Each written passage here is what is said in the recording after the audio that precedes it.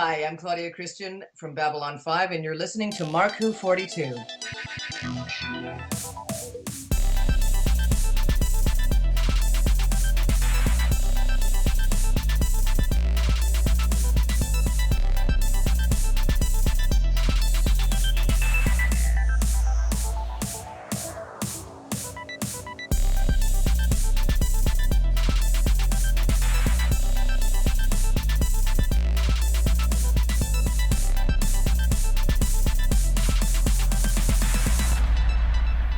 Hello there, this is Mark Who 42. This is Juan Sanmiguel in Orlando. We're going to be doing a show on the Hugos, and I am joined by Paul Weimer in Roseville, Minnesota. Trish Matson from Wilmington, North Carolina. And it's an honor to have you guys. And we're going to talk a little bit about the background of the Hugos before our break. The Hugos is science fiction's oldest award, and this year it is voted on by the members of the Worldcon, which in this year we will be congregating in Seattle, Washington. We're going to only cover the prose categories, the graphic novel category, and one surprise category, which we'll keep.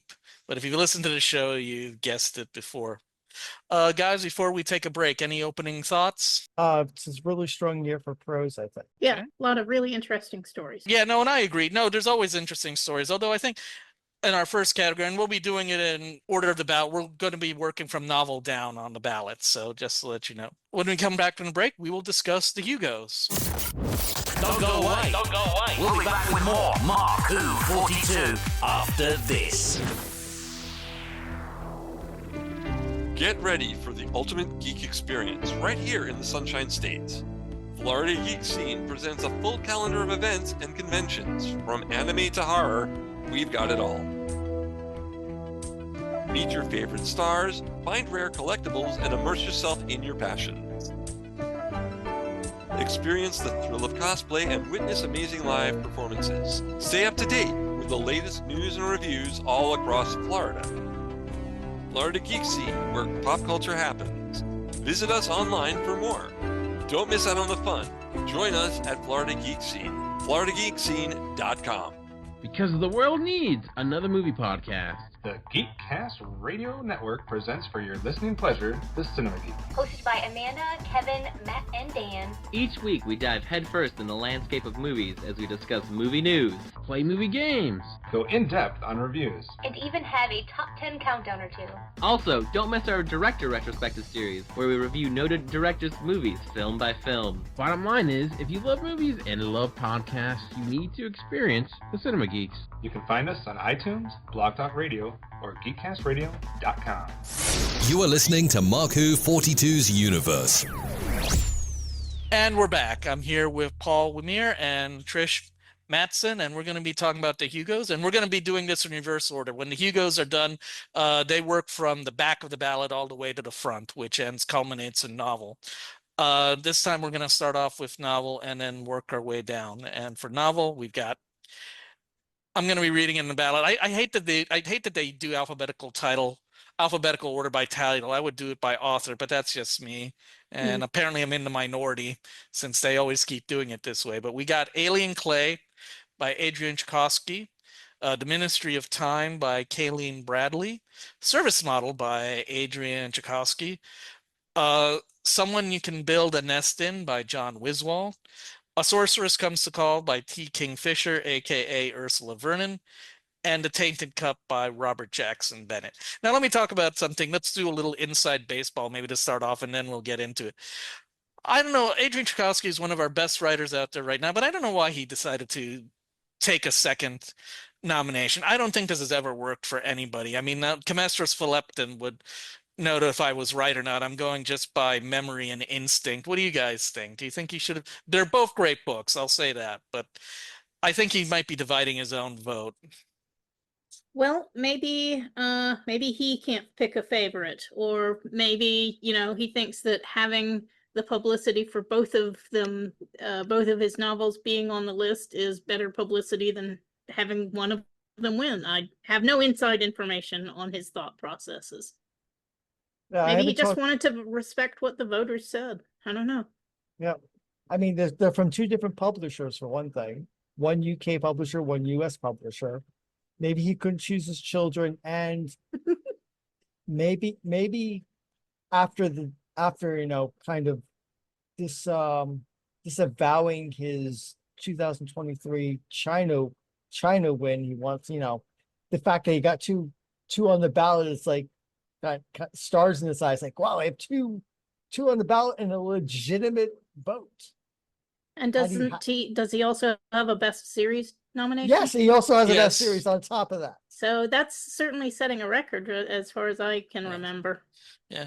For those of you in the audience, I mean, Adrian Tchaikovsky is one of the prolific writers. He's come out with several books in any given year, and he is. We won't be covering best series because I think that's a big head ringer, and I didn't want to go into it for the nature of this show. But the only other person I can think of is just as prolific is Shauna Maguire, and I never thought this worked out for Shauna.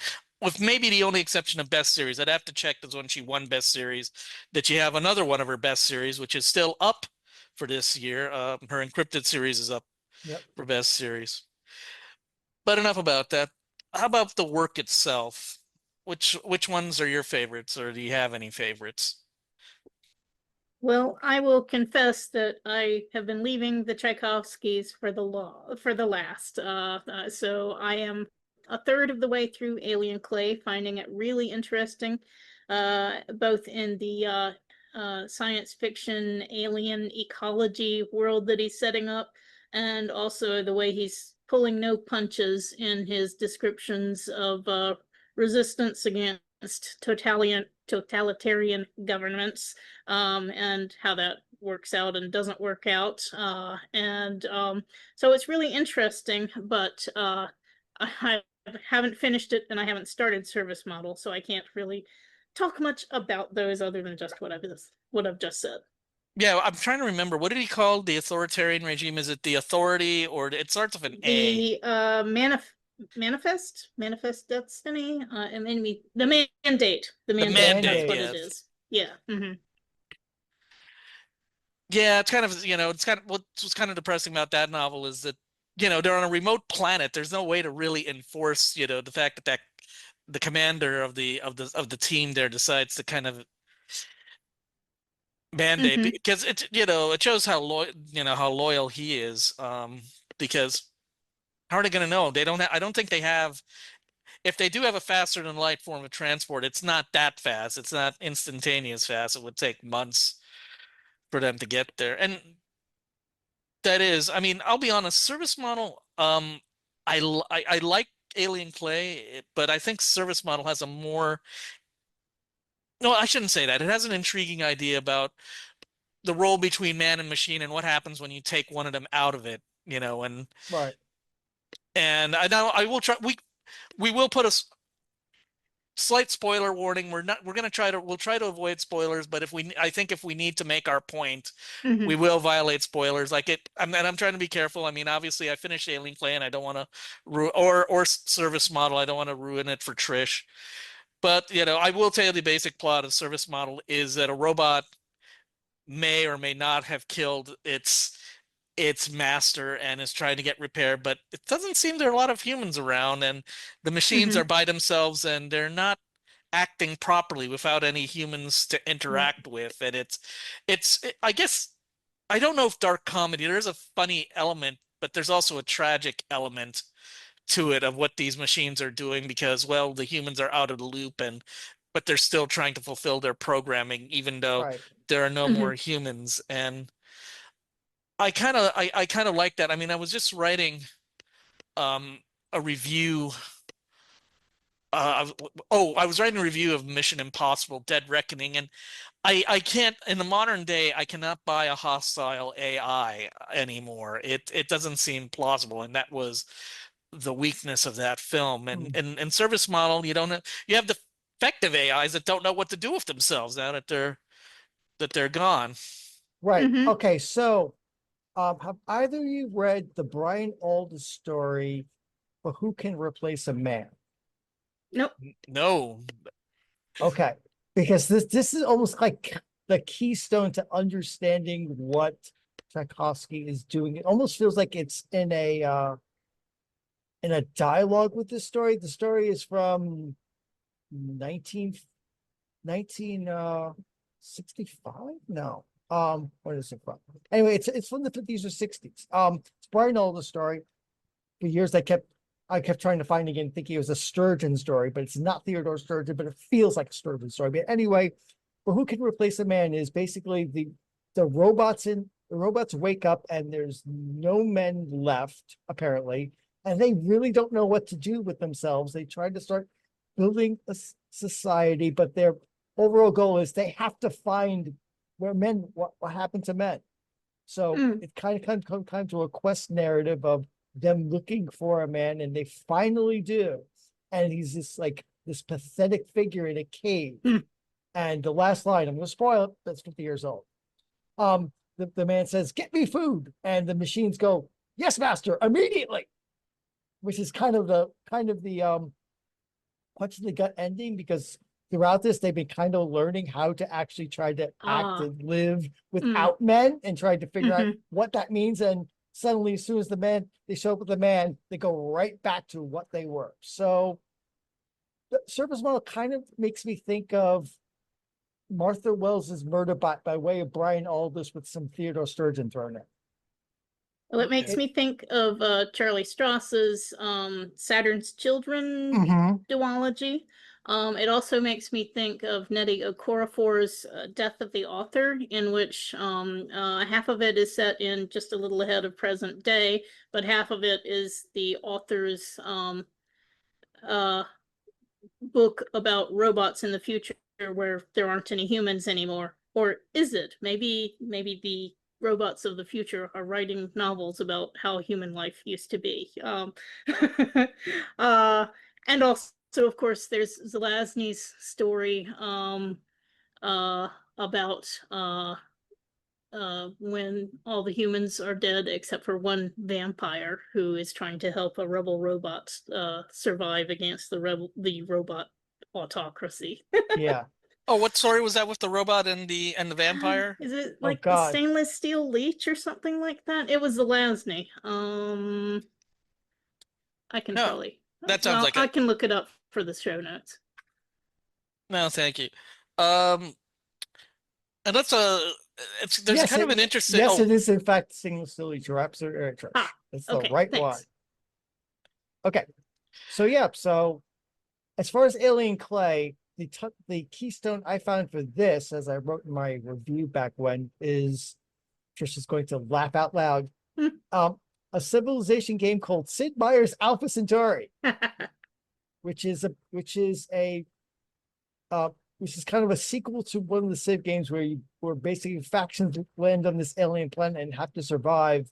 But the alien planet is much more than what it seems, which is kind of not to quite.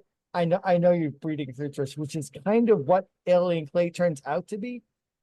And given that there's a whole faction in Alpha Centauri that is authoritarian autocracy, it kind of felt like, oh, this feels like the game, and how these poor people actually, our protagonist basically reacts with a native wildlife, which is much more than just some random creatures.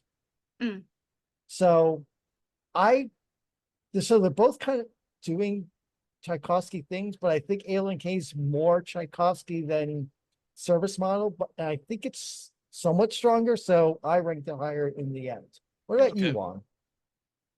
I think service model, is higher at the end for me, because I just think, because again, I think for the longest time, I don't know, even before the movie Her came out, the idea of a hostile AI, although there's the Geek's Guide to the Galaxy quote was reviewing Children of Doom and pointed out that it might not have been just the idea of a hostile AI, but also that men were misusing AIs and the Butlerian jihad. They got into a side description of that, but it's hard for me to accept.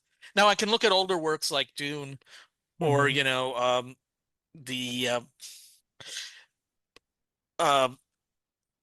have no mouth and I'm gonna scream the idea of a hostile AI. But even in that time, I mean, Heinlein had a benign AI, just come around the same time as AM from the Harlan Ellison story. I have no mouth and I'm a scream. And then David Gerald a few years later come up with When Harley Was One, the first version of that. So that was hard for me to take. And the service model shows that there has to be some give and take on it. So I think that was the more stronger one. Let's take a look at the other uh, a science fiction story, Finalists? the Ministry of Time, which I think was an interesting take on the time travel story. I mean, trying to see if time travel is even viable by taking some people from the past who would have died anyway, that they were about to die, and we grab them and see if they can survive in a different times in a different time era and see how that works. And it's the beginning of a relationship. And I know some people who love it and some people who are like, I know one reviewer that I know of kind of like said, I got it, but some parts of it didn't work. And I liked it, but what are you guys' takes on it?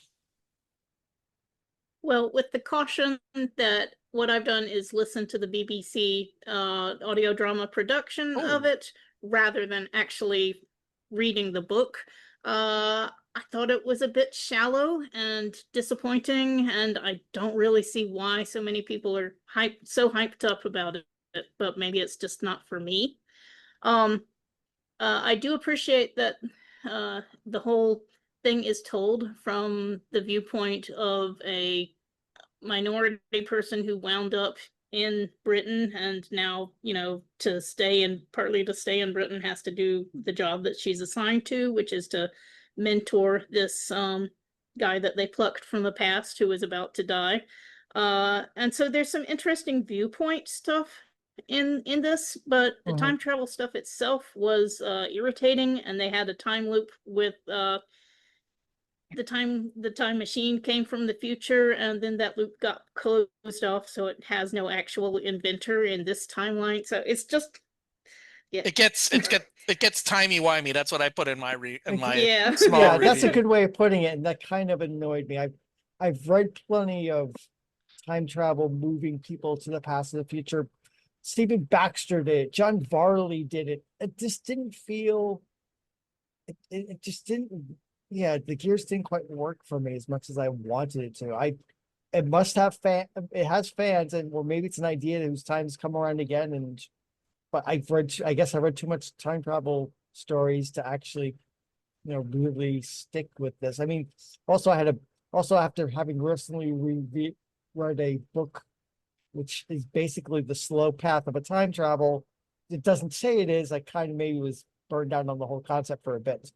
I'm not going to mention that book because it's kind of a spoiler to mention that book actually turns out to be that, because it doesn't say anywhere, and it's kind of what comes to the level of field. Anyway, different author. There was one more thing interesting about the book that, I did think worth mentioning, is that in two timelines, one of them, the guy from the past is exposed to knowledge about the Holocaust and, fascism of World War II. And he decides to take one path in reaction to where he is now. And the other guy is first exposed to news about 9/11. And so he turns kind of fascistic authoritarian, as opposed to the other timeline version of himself who is more about, fighting fascism. So I thought that was really interesting. What information are you exposed to? How does it affect your whole viewpoint? And they both had the same information eventually, but it's, what was your first big impression as a formative influence on who you're going to be from now on. Hey, Trish, quick question on that BBC audio drama. I mean, was it a full cast or was it one person reading it?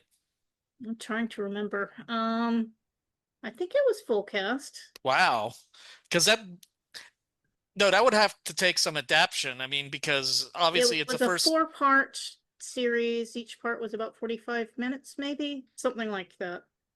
Okay, because no, the book is first person POV through I don't even remember if the characters' names mentioned in it. I couldn't find it, so I just said, and since my review was short anyway, it's like less than 100 words, I just said, hey, it's just, this person who's the bridge for the naval officer.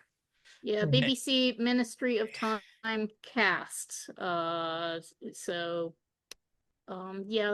seeing at least 8 people in the cast 10 people in the cast for it. They may not all have a lot of lines, but yeah. No, that's a pretty good, turnaround. As I said, they would have had to change the script, in order to include the other characters in. So wow. I wonder if the existence of that helped boost its visibility, and that's how it got nominated. Well, it depends on when it came out, because I didn't tell you guys this. I usually do for my club I think I told this to Paul when he was on our last show during the warm up, that I do a research about like the top 30 books, and believe it or not, I went to pains to make sure it's gender balanced. But that was on the book. I mean, one of my sources is a list of lists, like the books which are on a lot of best of lists, and Ministry of Time. I keep doing that. Keep getting it mixed up with Ministry for the Future by Kim Stanley Robinson, Yeah, which I really Very like. different. But the Ministry of Time was on the best of list. The only book I forget. The thing is, of the nominees, I never do two authors on my list, so I didn't put Service Model. I don't know if Service Model made the list. Alien Clay did make the big list of lists. So, but no, it was popular. So I don't know when that 4-part miniseries came out, but in January, as I said, it was already on a bunch of people's best of lists. So that was popular. And we have now my book group discussed A Sorceress Comes to Call, and they had mixed views. I mean, they had mixed views about how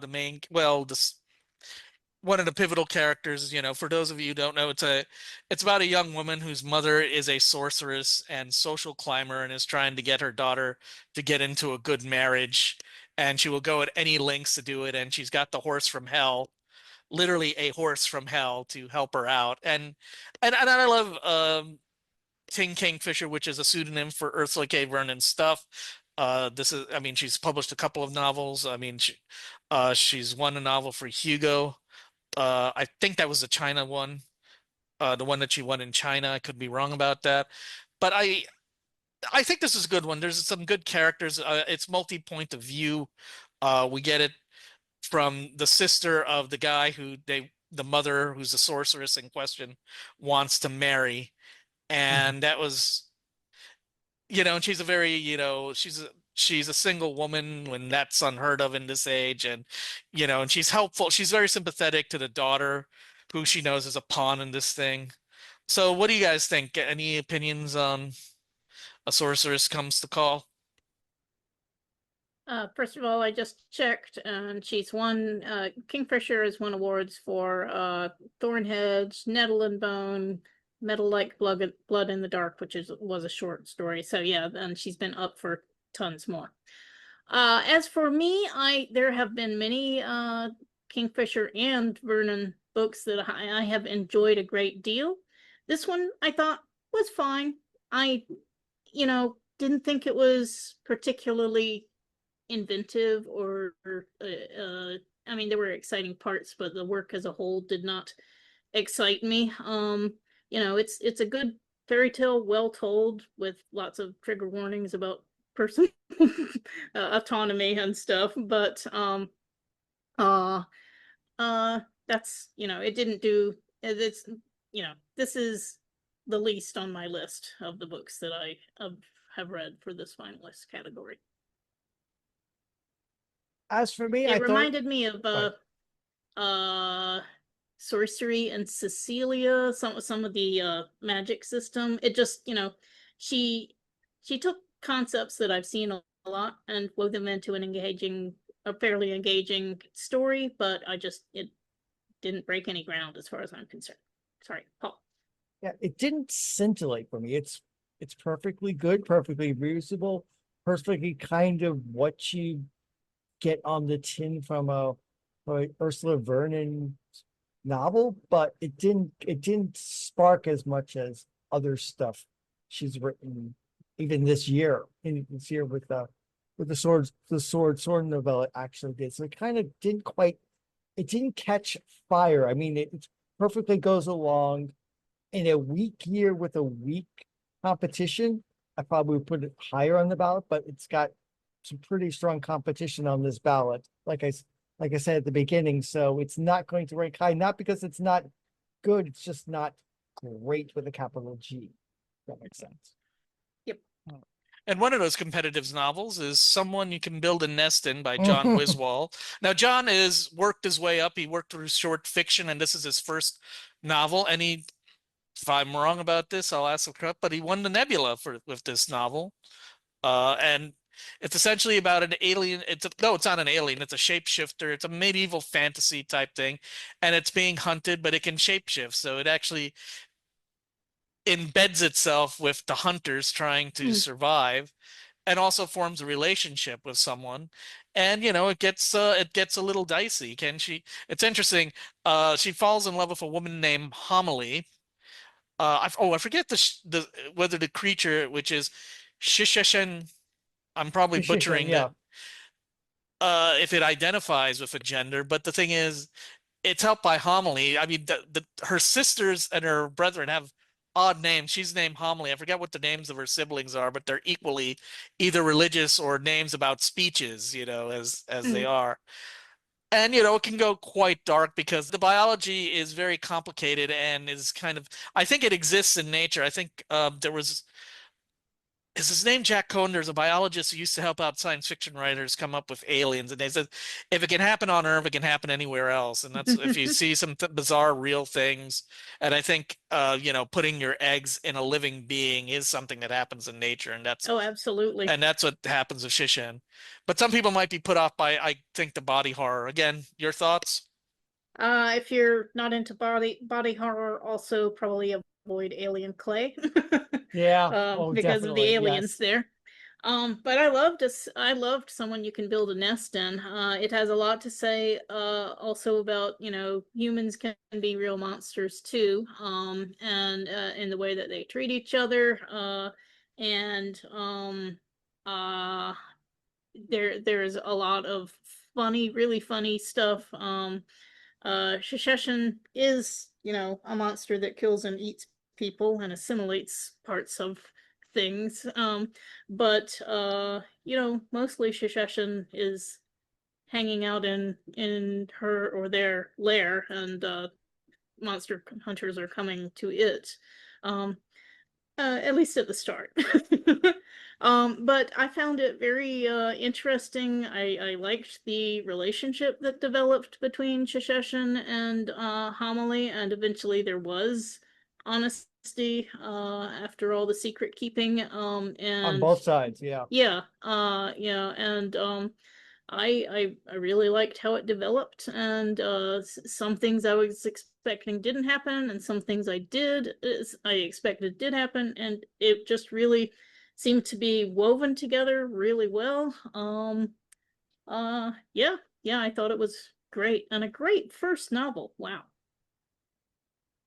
I've known John for a long time, so I'm a kind of biased. I've known before he actually got a single story published. So I've been kind of following his career all the way through to finally start breaking out with some strong award-winning stories, and now this novel. So my perspective is a little biased because I wanted to like this novel, but I think it's a really good novel that does a lot of what John likes to do. He likes to explore the monsters and how we are all the monsters. This kind of reminded me, as I posted in my review of a nonfiction book by Sir Kea Davies called Monsters, a Human History, which is about how we've always seen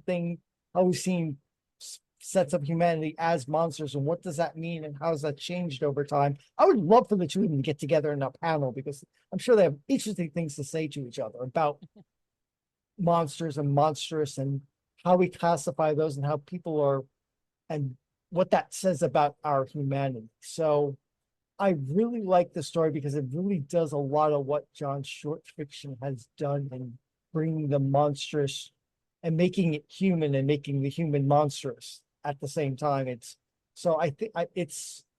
his first novel, and I liked his second pretty well, and which takes things in a different direction, but that's outside the context of this. But yeah, I'm very happy to see that this book has gotten the attention and the award nominations and the wins that it has, because I think John's work is that strong and has important things to say. in an age where where we are demonizing other people, where we're saying certain categories of people are less than human or less than worthy of respect. John's work kind of hits to the heart, and I appreciate that. Okay. And last but definitely not least, this is popular with most of my club members who have read it.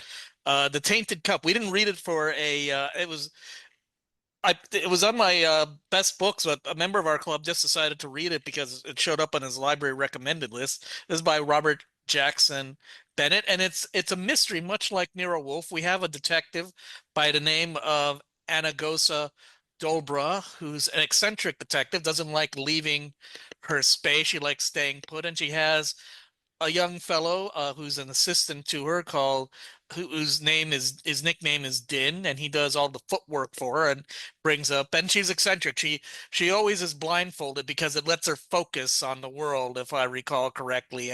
But once she gets the facts, she can figure out. And this is I thought this was a more medieval world, but actually it might be more of a Victorian world in the level of technology that they're at. It is not Earth by any means of the imagination, but one of the member of my club who read this actually questioned whether this is actually a fantasy story because he felt that there wasn't any real magic, that it might have been everything was being driven by science. Because the thing about the mystery is somebody is killing people by essentially having a tree grow in their domicile and the tree will crush them, or actually the tree will burst out of them, if I recall correctly. And that's the mystery that Miss Dolabra has to investigate, and then it goes on to a bigger conspiracy, and it's part of a new series. So what do you guys think? Is it science fiction or is it fantasy? To me, it felt much more like steampunk than fantasy because you have a technology that is built on fantasy elements, the ichor and other elements extracted from the bodies of the leviathans that periodically come from the sea and invade the earth. And so you have alchemists and other people who do things to enhance human beings and thereby change them for various abilities, extra strength, enhanced memory, whatever. So it felt very steampunk to me in that regard. I love this book. I've been a big fan of Robert Jackson Bennett since I read his City of Stairs book and trilogy, which were great. I'm gonna babble about this book for a while, but I'll let Paul say something first. Okay. Well, I did enjoy what I read of this. I read of this. I didn't finish the book. I've been mostly relying on other people to tell me about the book. I'm gratified that Bennett's writing has found an audience because he's been building very interesting books and societies for a while now, all the way going back to American Elsewhere and through, of course, through the City series. So it is there is a term for this that I've been seeing a lot lately for other books, but it might fit here more than steampunk, and that would be gas lamp fantasy, where it's kind of like that Victorian Edwardian sort of feel, new technologies, but not punky really. I don't think that this is a murder mystery with a, correct me if I'm wrong, Trish, a Nero Wolfe like well, I also mentioned Nero in comparison. Right. Yeah. So it kind of feels more like that sort of strutting there more than a punk sort of thing. And is it revolutionary in its fantastic elements? No, but it shows this really strong, how can I put this? This really strong sense of style comes through. It's very readable. Mysteries are plausible. It's an immersive world. I could see myself walking through the streets and getting myself lost in this world. And I really appreciate it, since I'm all about the world building, and this world just feels very, very tangible to me. And I really appreciate that a lot. Yeah, I'm afraid I was using steampunk in the very loose stylistic sense rather than the actual punk sense of rebelling against the system. Yeah. One of the things about this book and its sequel is that Anna and Din are working within the system, which is an empire, which not everybody likes, it being an empire. And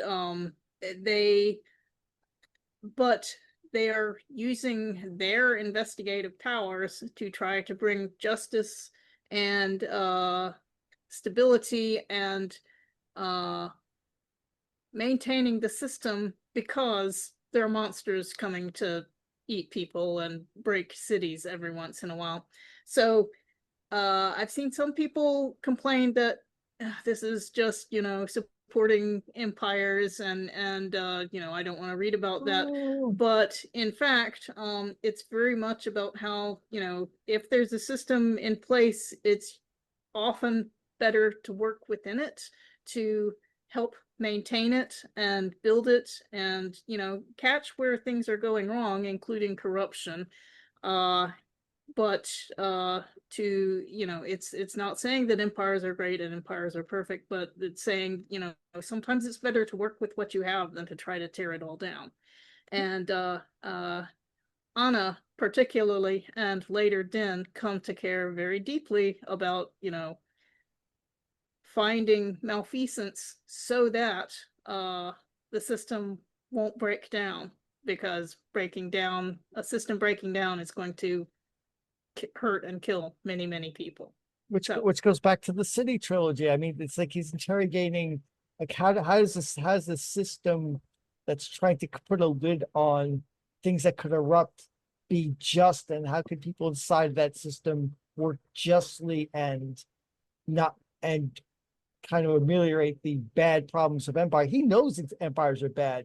His characters know empires are bad, but but it's kind of like trying to ameliorate the bad parts of empire, whereas there's chaos in both worlds raging outside or underneath, ready to bubble to the surface. So it's kind of it's very interesting tightrope he walks. I need to read the second novel at some point. I know you have, Trish, and you enjoyed it, correct? Yeah.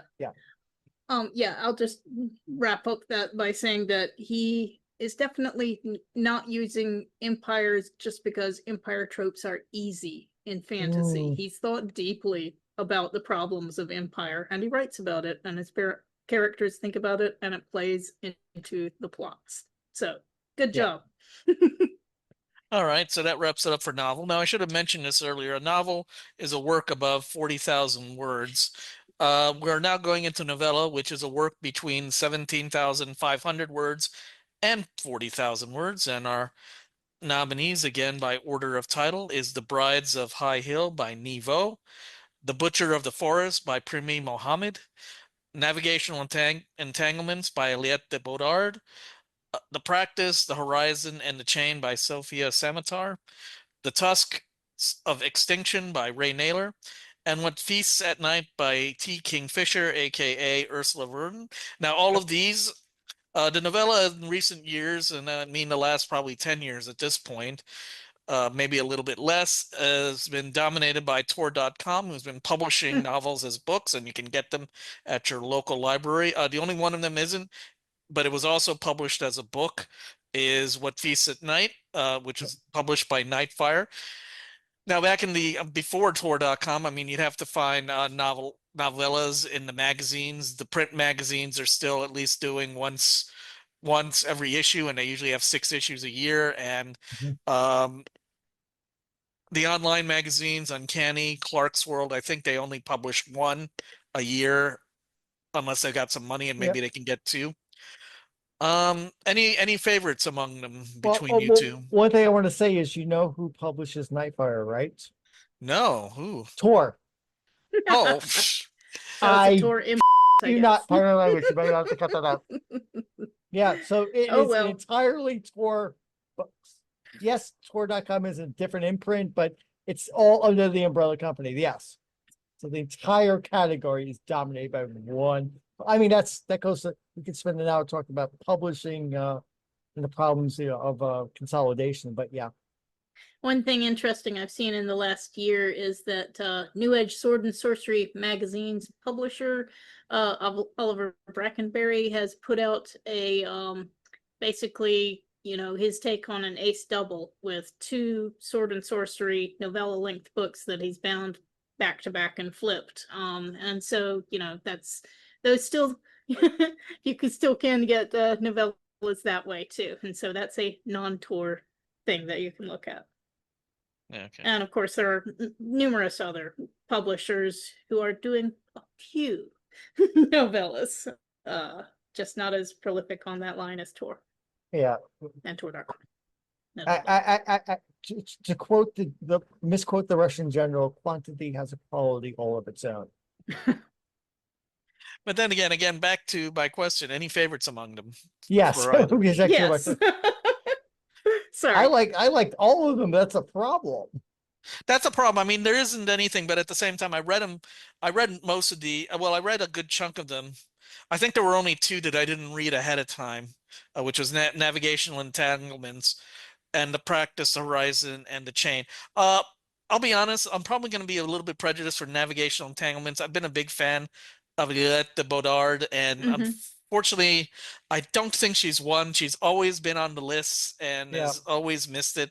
Is this her year? I don't know, but I always like her SF, and this one is about a space creature's on the loose, and 4 women, junior members of their clans, are sent to deal with it. And can they stop the creatures called a Tangler? And it's about relationships, and this is my micro review of it. And it builds from the relationships that build beyond the group and belongs to, and loyalty must go both ways. And I think that was so. I like that one.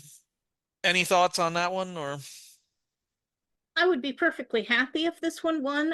I've always found the Shuya, I think is how it's pronounced, universe very interesting, and Aliette Bedard, of course, is a great writer with really interesting characters.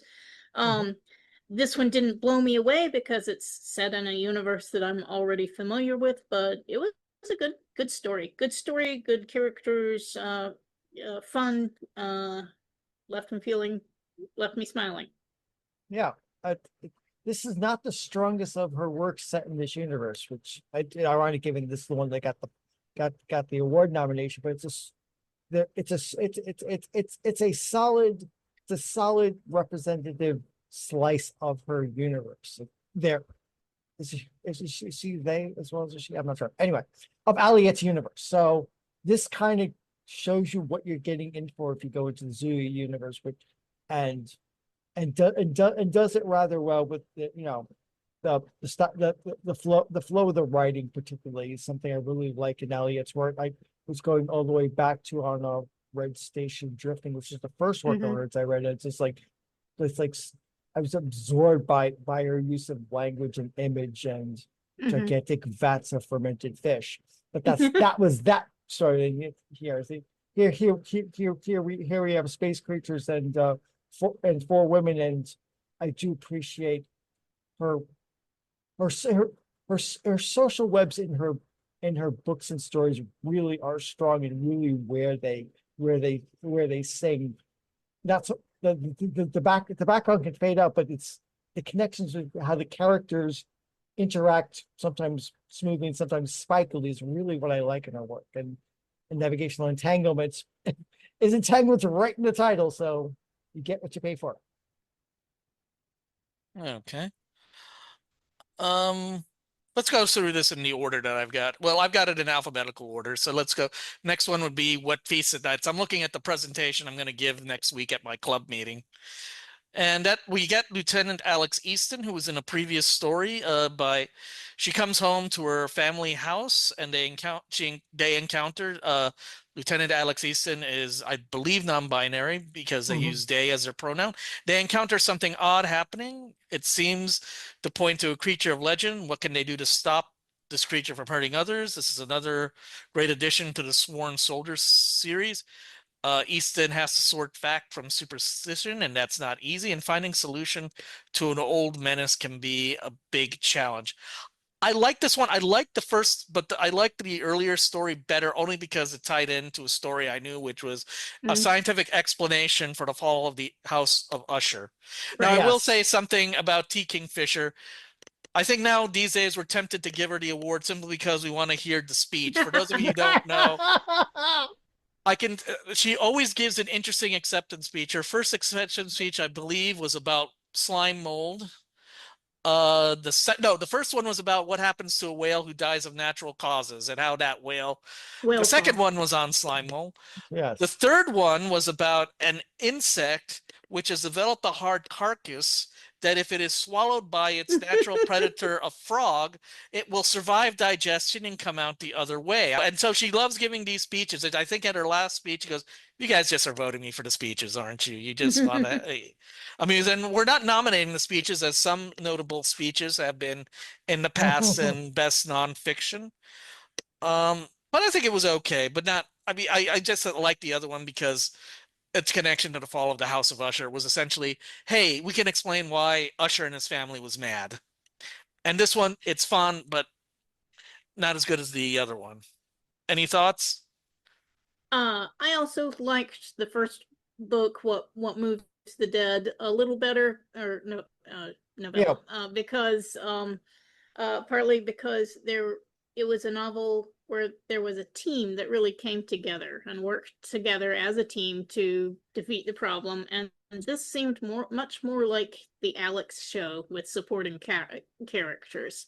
So I liked the teamwork of the first book a little better, but I was really interested by some of the things that were said and shown about PTSD and how if you're a veteran of a war, the past is not a distant country in time. You can always just, it's waiting there for you to step into it all the time. And it was just interesting to read and experience that. I wouldn't say this is in the bottom half of mine just because some of the other stuff is really strong, I thought. It's a perfectly fine successor, but it didn't excite me the way that What Moves the Dead did so much. But there's some great descriptive passages in the beginning of this one too.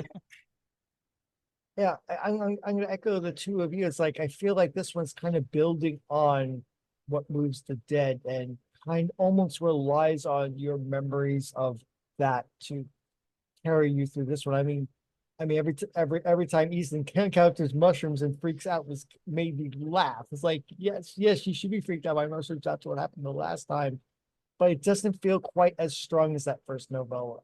I really like I like this world.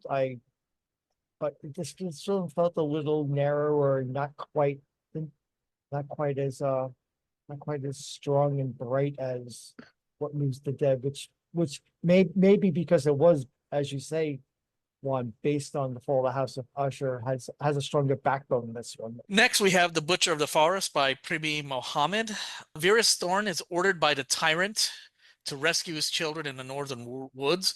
Varys recovered a child from those woods before. Can she do it again? This is a dark fairy tale full of physical and emotional challenges. It's essentially a dark fairy tale, medieval thing. Varys has a reputation of finding children in the dark forests, and we have a dictator. He's only called a tyrant. I kind of liked it, but at the same, I kind of liked it. It was an interesting twist on the classic fairy tales, as I remember. But it's been a while since I've read it. Any thoughts on this one? For me, it was kind of like A Sorceress Comes to Call in that, it was a perfectly competent, well-executed, good book. There were some interesting parts in it. I'm always up for venturing into fairyland is a very dangerous thing to do.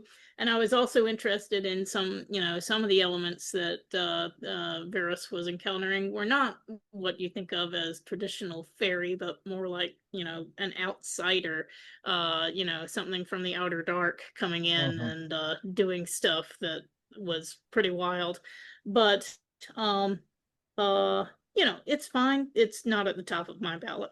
Yeah, it's like the cosmic horror side of Primi intruding into this novella amused me. It's like, does it leak over into everything you do? Not quite. But there's Primi stuff I do need to read lighter stuff afterwards because it always is sometimes a little too dark. And this is dark fairy tale with little extra bits of stuff from the outside with a capital O leaking in. So I do need to detox after reading Premier's work. I like Premier's work. I like her writing. This is not my favorite work of hers from last year, though, which is kind of my favorite work of hers. Did not get nominated. So it's going to be somewhere midway in my ballot somewhere. Not the top, not at the bottom. It's going to come somewhere in between, unfortunately. Fair enough. Next, we have The Tusks of Extinction by Ray Naylor, a doctor who was an expert on elephants who die protecting the last of the species. The Russians have resurrected the mammoth, and a digital copy of this scientist's memory is placed in a mammoth to help the herds of mammoths survive. The Mammoth Saints challenges are poachers and hunters. Can this herd survive? This work brings out the issues of the ivory trade, but also what makes us human, and the importance of memories is examined. I've been a big fan of Ray Naylor. He's been publishing a lot of stuff. He published a very good novel. Oh God, I'm blanking out on the title. The Mountain in the Sea. Mountain in the Sea, which was tremendous. And this is a Yeah. shorter work. Any thoughts?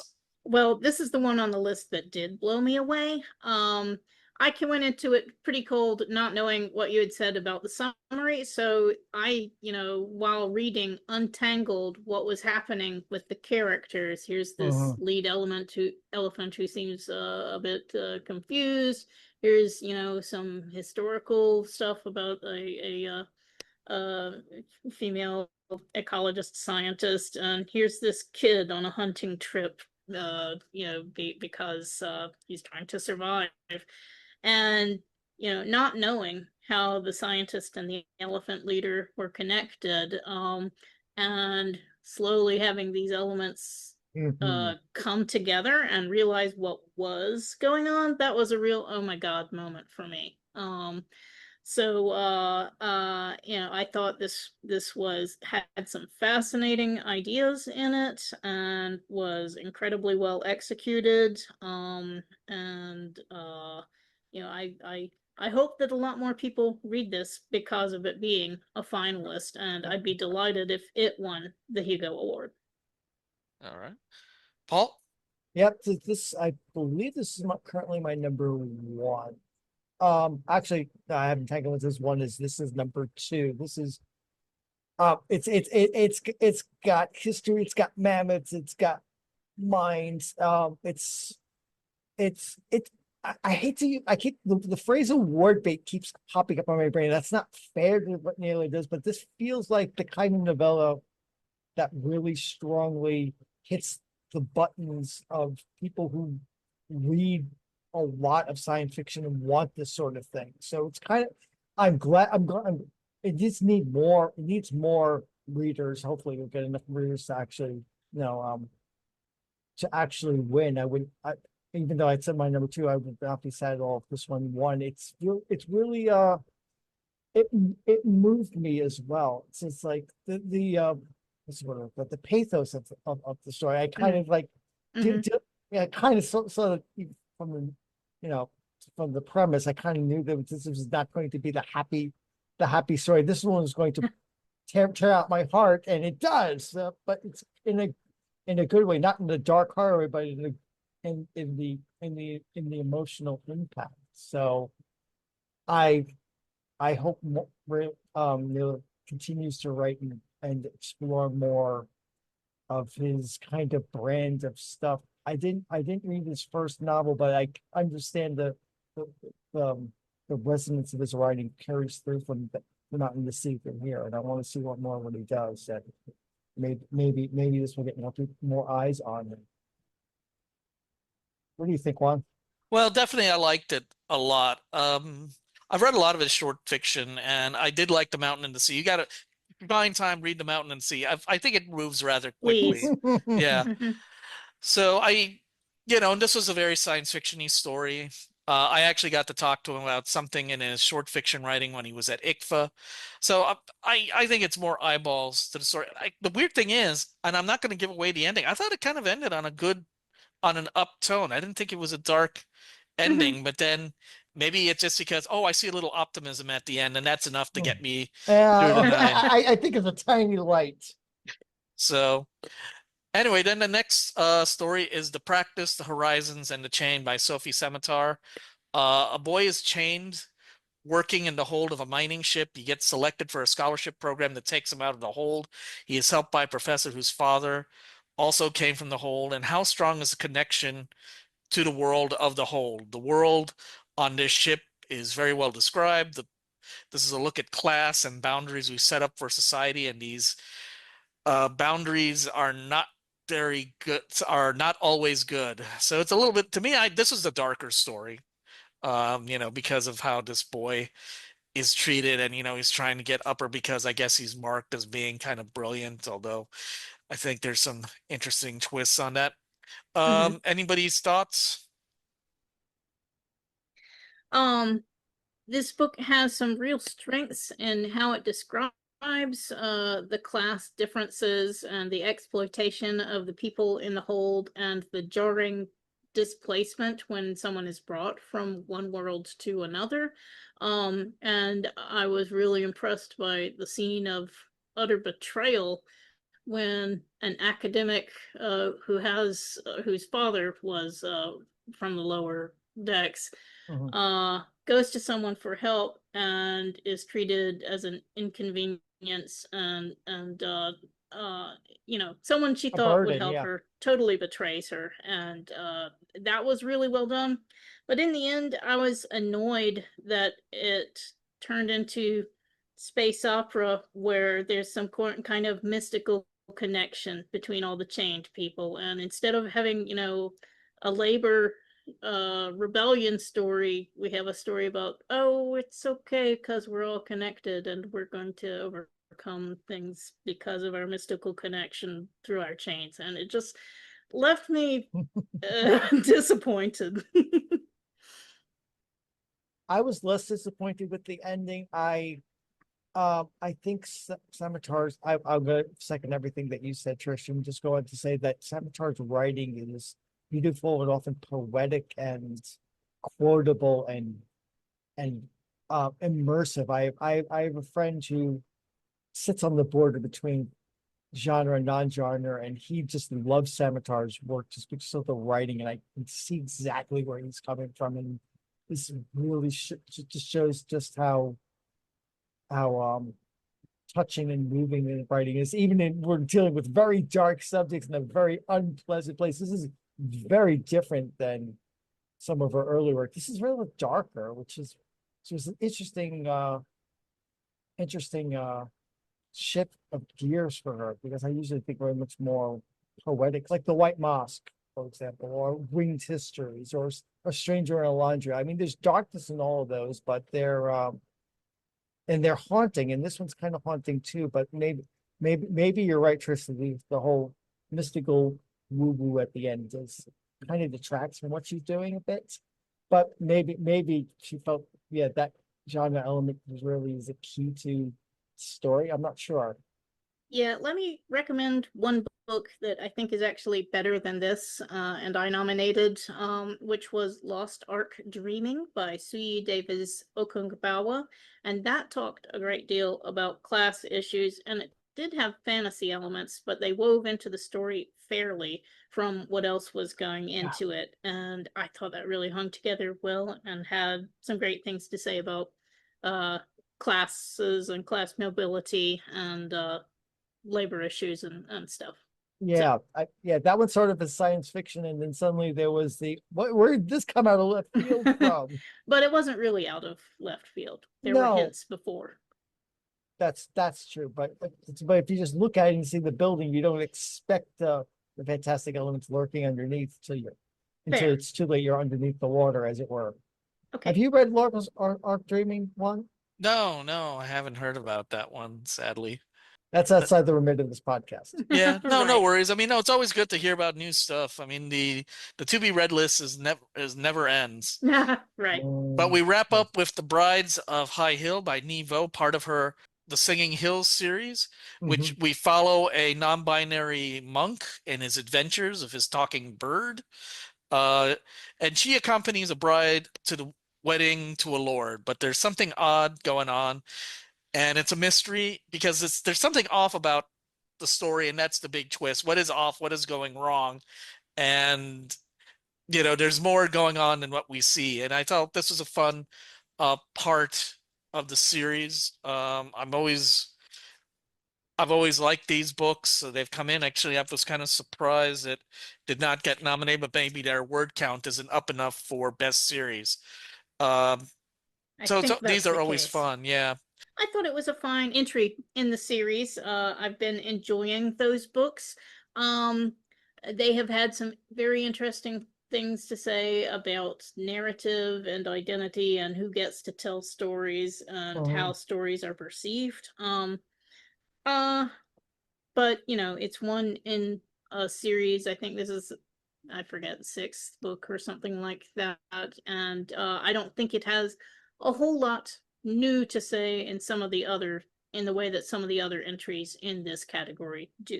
It's a perfectly good entry in the series. I mean, they're supposedly all standalone because some of the stories are very different from each other in terms of plotting and like this case, twisting perspective, especially at the end. This is not my favorite of the series. I'm not quite sure why. Maybe the twist ending didn't quite work for me. It was foreshadowed heavily, and it's like, okay, it was almost like okay, get to it. I'm doing deliberately obscure for listeners, but the setting of the half abandoned house was interesting, and I do like her writing. Her writing is very readable and listenable too, as far as audio. So that always has been carrying me through for all these other books, and it carried me through here, but it's not my favorite of the Singing Things, sadly. Well, now we move on to Novelette, which is a work between 17,500 words, and the bottom line is 7,500 words. And our nominees are The Brotherhood of Montague Street by Thomas Haw, Clark's World, By Salt, by Sea, by Light of Stars, by Primi Mohammed, Strange Horizons, Four Sisters Overlooking a Sea by Naomi Kritzer from Asmos, the only print solely publication there is right now. Lake of Souls by Ann Leckie, which was published in a collection by Ann Leckie, and this is an original story from the collection is called The Lakes of Souls. Loneliness Universe by Eugenia Trinta Philo. I don't know if that's how you pronounce the name right, so please forgive me, from Uncanny Magazine. And Signs of Life by Sarah Pinsker. And we'll start off with thoughts of The Brotherhood of Montague Street Video, and it's about someone finds a print book called The Winter Hills by Kerrigan Salt. While dealing with the mother's death, the protagonist goes over the novel in both print and electronic form. People seem to have an interest in it and are willing to pay a lot for it. Should he sell? Actually, is he a he? I think he is. Well, I'm not sure. Now you make me question. I always question. The narrator was male. Yeah. Okay, I'm always Clark's careful World about audio. that. It's embarrassing. Maybe he'll pull a Scalzi and he never declared the sex. Maybe. Let's make Scalzi into a verb. I'm all for it. He would probably love it. Scalzization. This work looks into permanence of things. What is worth keeping and what can we let go? I found this to be a fun story. Now, this is also an audio version. Clark's World has a podcast which they'll have a reader read the story. It's not a full production like we talked about for the Ministries of Time. You have a very good reader. I believe, is it Cage Baker or is she a writer? I always get, there's a Baker that's a writer, but they have a woman narrator who usually narrates these things. And I should also mention, well, I'll mention it's in my notes when we go over each one, because in the next two categories, novelette and short story, some of them are available for free in audio. I thought it had some interesting ideas. It wasn't my favorite. It seemed to kind of taper off. There were. It didn't make a huge impression on me. It was okay, but just didn't do a lot for me. Sadly, the same for me. It's going to be near the bottom of my list. There's four. Spoiler, there's four stories I keep bouncing around to the top four, And then there's two that I didn't really cotton to, and this is one of those two. It's like, I mean, it's not bad. I mean, it's not like no award worthy, but it just didn't really connect with me. I'm not sure why. I think it spoke to me because I think, he finds this book in kind of a used bookstore. And it's kind of like, oh my God, it's a collector's item type of thing. And that kind of got my Got your juices going? Yeah, I got my juices going just simply because, you kind of have, and actually that's although there's something similar in one of in the dramatic categories, which has a similar theme, but it didn't work out the same way this did. And we'll get to that when we get there. So that was the reason I was excited by that story. So we have The Four Sisters Overlooking the Sea by Naomi Kritzer, which was published in Asimov's, and I'm a favorite of Naomi, and it's about Morgan and her family have temporarily moved to a small Massachusetts town on the coast. Her daughter's making friends with her schoolmates. The town was supposedly founded by four sisters, and the four hills above the town, are named after them. Morgan is getting back into her research of seals she had to abandon due to losing her data. There's more to the town than meets the eye, and there's an interesting retelling of the Selkie myth. The story is very subtle in its reveal, and the story points out that we should treat people with the respect they deserve. There's a big twist where somebody was very nasty to somebody, and I hope that in itself didn't give it away. So you've been warned. If you said Selkie story, a lot of Selkie stories kind of go the same path all the time, which is not a knock on the story, mind you. I like the story, but if you have a Selkie story, it kind of points in one general direction always. Yeah, I loved this story, and part of the reason that I loved it was the twist on Selkie story and how it paralleled something that happened to a character in the story. And I don't want to say any more specific than that, but people who've read the story will probably know what I'm talking about. I really loved the characterization. I loved the pacing. I loved it just felt very real and grounded for a fantasy story as she settled into life into this tiny coastal town, and was dealing with the tensions of being the wife of an academician who once was a scholar herself, and how often scholars' wives do unheralded work. I just thought it was really well told, and like I said, I loved the parallelism in the storyline with the topic of the story. Okay. No, fair enough. I mean, I always loved Naomi Kritzer. I mean, and she had a great year last year. I think, with the exception of her YA book, I think everything she had won. There was one person I respected who felt it wasn't all that much, but I always love her stuff. I always look forward to reading to her stuff, and this was just as good. Paul, do you have anything more to say, or is that did you sum up? I do love how her characters, even in fantastic or science fiction situations, have to deal with the quotidian things that they deal with every day. I mean, like last year with The Year Without Sunshine, and in here,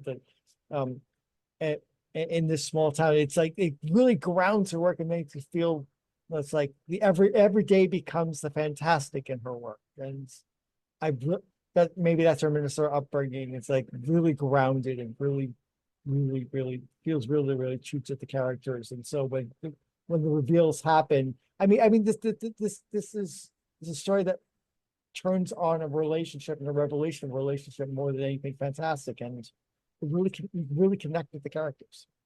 All right. Next up is Lake of Souls by Ad Leckie from Orbit. This was published in a collection. A crab-like alien called Spawn is trying to find himself and his society. After their mentor dies, he goes on a journey to find the Lake of Souls. Spawn must stop at another village, which gives more insight to their world, and later meets another being on a quest. Can they help each other find the answers they are looking for? The alien design is great. Spawn is driven to look for the big questions and is willing to find someone not like him, and it shows that some can behave to high ethical standards.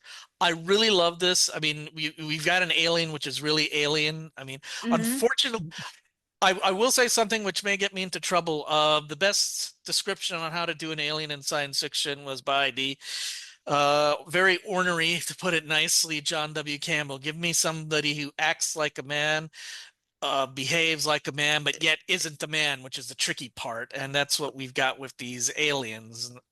And I think it was very well. I mean, this is definitely on my top of the list because it's a very science fiction story, and it's very. It's not. It's very different from Anne's other work. I read her fantasy work about the tower, but it is different from her main series. I mean, it's just something which is more of a traditional space opera-ish type of thing, which is incredibly fun. It's got some interesting twists on the space opera. But this is a very solid science fiction story. I mean, dare I say it, it might have even been published in analog, maybe more under Ben Bova than John Campbell, but yeah. But I just want to push back on that. Like, I mean, just if you look at your space opera universe, to look at the Presker and how alien they are, and human, it's like she has those chops, and they're even more refined and honed here with her aliens here. It's kind of like she took what she learned in writing the Presker and decided, okay, I'm going to really focus on aliens being alien characters and making them relatable and. But yet still alien, as you said, aliens that are men but are not men at the same time. And I really appreciate it. I also appreciate her like branching out. It's like she doesn't have to write everything in one universe or two, I guess, if you count the Raven Tower. It's like I appreciate her branching out in this way. And it was very strange to like an original story that's the title story. So kind of tells me that she knew that this was going to be she's putting the marker down on the story in her collection, and I think that marker's paid off. Well, I too loved the story. Yes, great alien. I certainly would take issue with Campbell in that I don't want an alien that's going to behave like a man. I want an alien that's going to behave in a different way, but with just enough overlap that we can, once it's explained to us, understand this alien psychology. If we don't understand, it could be more like just a force of nature, a storm that passes through or whatever. But if we can see a little of what's going on in that alien's head and maybe have some relevant illuminations on human behavior too. That's my favorite treatment of an alien, and I think Lecky pulls it off here. It's the issues of Spawn wondering, how to fit into their society, and obviously the society they come from is heavily into culling to find appropriate members of its society and shaping its own development as it goes on to the parameters that are considered appropriate, and how Spawn goes on a quest to find other it's not quite sure what to look for, but it knows there's something out there, or it wants to find something out there, having looked into a good mentor. And then the human ecologist who basically survives by accident and deals with a situation that he finds. I thought this was really fun and interesting. Good original science fiction and good characters. Okay. Next, we have another story by Premi Mohammed, by Salt by Sea by Light of Stars. This is a more fantasy. Firion is a wizard who has lost touch with magic. She gets an apprentice named Kane from a university. She will train Kane to defend the village from a sea monster. Can she teach him what he needs to know? Firion is trying to do her best under challenging circumstances. Kane is earnest, which she hopes is enough. this is a great take on the magic teacher student relationship. Mhm. So it's a little bit more of a traditional story, except, Freon it's not happening anymore, and they're worried whether they can do their job or even call themselves a magician. Again, your takes. Yeah, a traditional story that didn't have a lot new to say, but it was really well executed and made me feel happy. So, it's a good story. It's not an astonishing story. Primi Muhammad certainly can write astonishing, amazing, mind-bending stories. This wasn't one of them, but it was sure fun to read. Yeah, it's light, it's frothy, it's not as dark as she normally goes. It's the magic school wizard who can't do anything themselves is not a new concept, but I enjoyed it here, and that tiny little bit of hope at the end really brought a smile to my face. I mean, it's just that it's almost kind of like the ending of Inception. Is it wobbling or not? Can't tell. Kind of like the same thing here. So yeah, so this is it extraordinary? No, but it's a good palate cleanser after the Bush of the Forest. I'll tell you that. If you want to read Primi Muhammad, read this for a little to get out of the dark fairy tale into something lighter and frothier. Okay. Well, next up is Signs of Life by Sarah Pinsker, which is an Uncanny magazine, and there is an audio podcast. I forget if it's which reader it is. It might be the estimable Erica Ensign, who's a big Doctor Who podcaster, but also is a very good reader. I don't know if she did this one or not, but so the story is Veronica and her. Yes, she did. Oh, she did. Good. I just looked it up. Yep. Veronica and her estranged sister Violet visits her estranged sister Violet. Violet lives in a beautiful area far from any city and with a display of art made from trash. Veronica needs to apologize to Violet for hurting her when they were young. There's more to this than we see on the surface. The story has a great buildup before the fantastical twist. This is about biological family relationships and how complex they can be.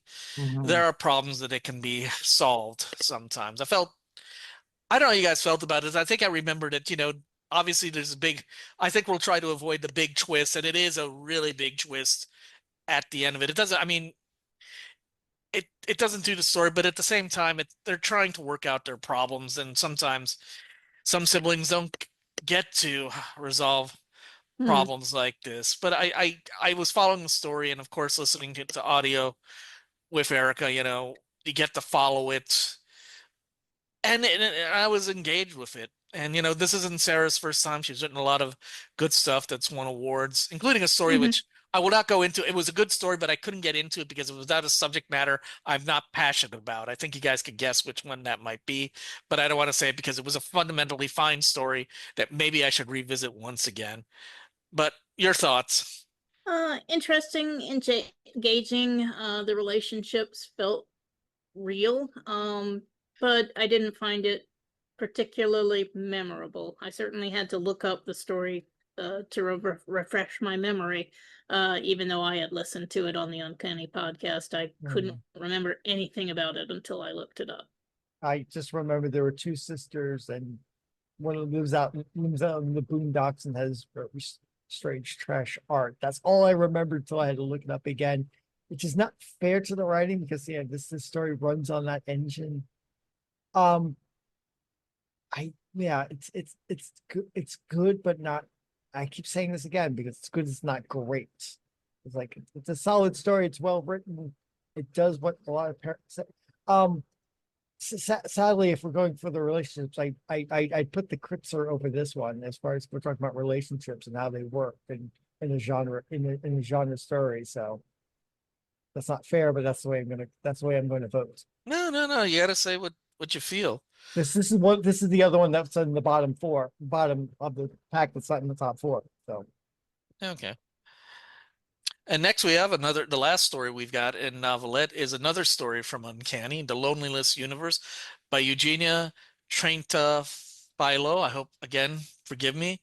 In 2015, Nephili starts to lose contact with friends and family. She can interact with them over text and emails, but you cannot see them physically, even if they are in the same room. What is happening? Why is this happening? Can this be fixed? Discovers our nature of our connections with people, how they've changed in the internet age.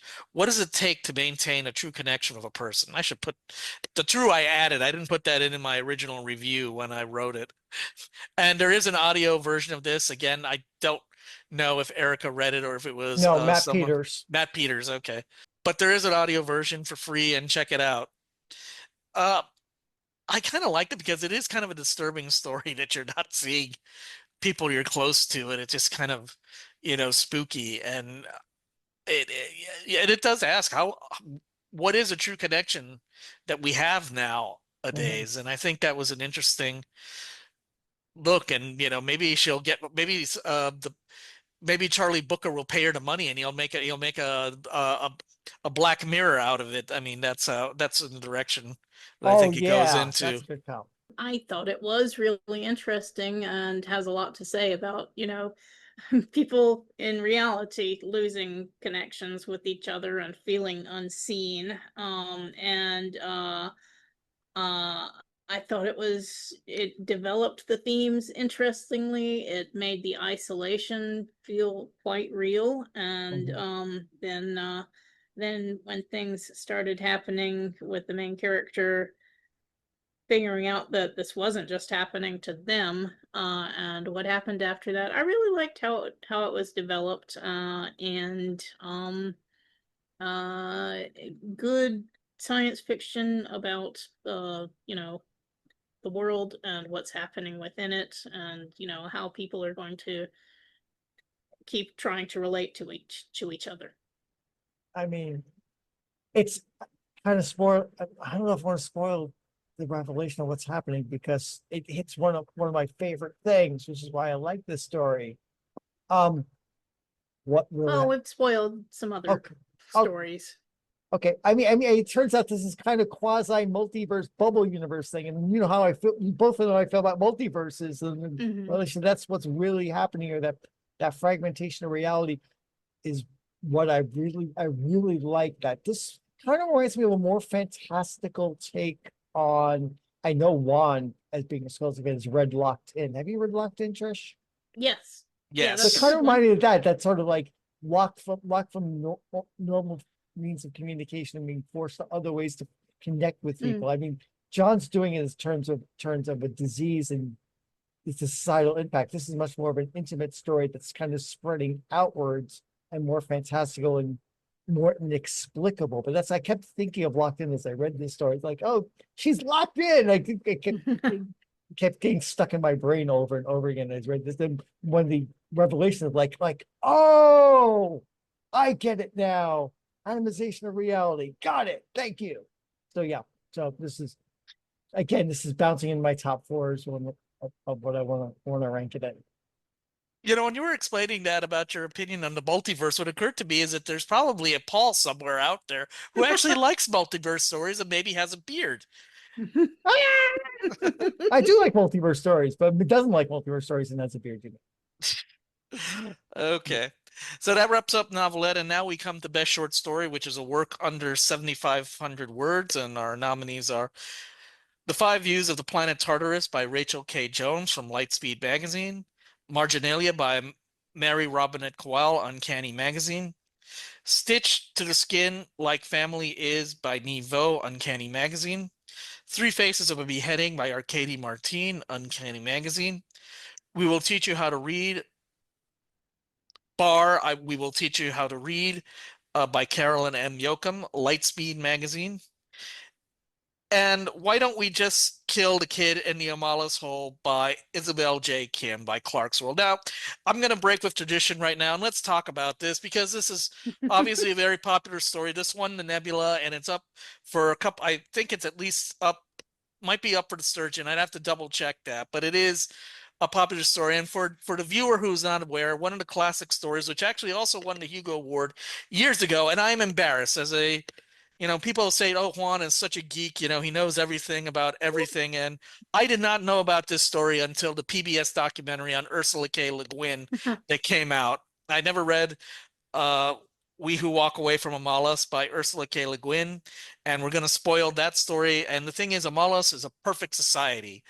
You know, all the boys are handsome, all the women are pretty, you know, and I'm using, and I And don't all the even, kids are above average. yes, I Yes. don't even like that show, but you know, I just had to use the Prairie Home Companion. But the problem is that it is dependent on the suffering of one child.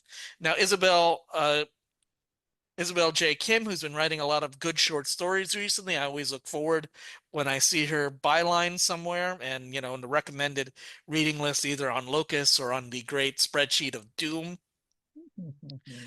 Essentially, she says the story is about multiple times they tried to kill the kid in the Omalas hole, and what are the repercussions, and the repercussions are not good.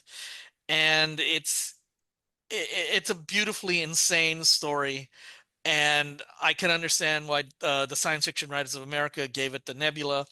And I just do you guys feel the same, that this is the big story, this is a story to beat, or at least a story? And if you don't agree, you know, say, oh, this is a horrible story because they keep killing children every 300 words, if not less.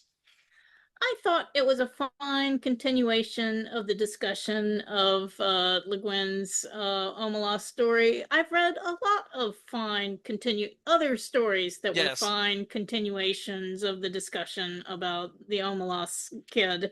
And, you know, is this a lot better than some of the others? Not to me. Is this, you know, groundbreaking? Not so much to me. You know, it might as well be a discussion on a board, as far as it's a very well written discussion, but I just, another Omalas story is not what is going to top my ballot for best short story. Nope. Before we get to Paul, I will say this. At least I know two of the writers. N.K. Jensen did a take on Omalas, and I know David Gerald did. And there are plenty of other people who have examined the Omalas, who have examined Omalas. Those are the two that come to mind. Yeah. Paul. Almost has been discussed since it first came into print. This is just another one in that tradition. Is it groundbreaking and exciting in that regard? For me, not really. I mean, yes, we're going to be probably talking about almost to the heat death of the universe, but is it high on my Hugo ballot? No, sorry. There's no offense to being it's quality. It's just like I don't see the there in this. I guess I don't know if the difference between me, because I'm double checking on my list of reviews, because I do publish my reviews. If you get the Wolf, the Worldcon collection of fanzines, I always print out my collection of reviews. There's an audio version available on Clark's World. And it's a quick one because it's only 3,090 words. Clark's World and Canny will tell you how long their stories are word-wise. So maybe that's why I got it.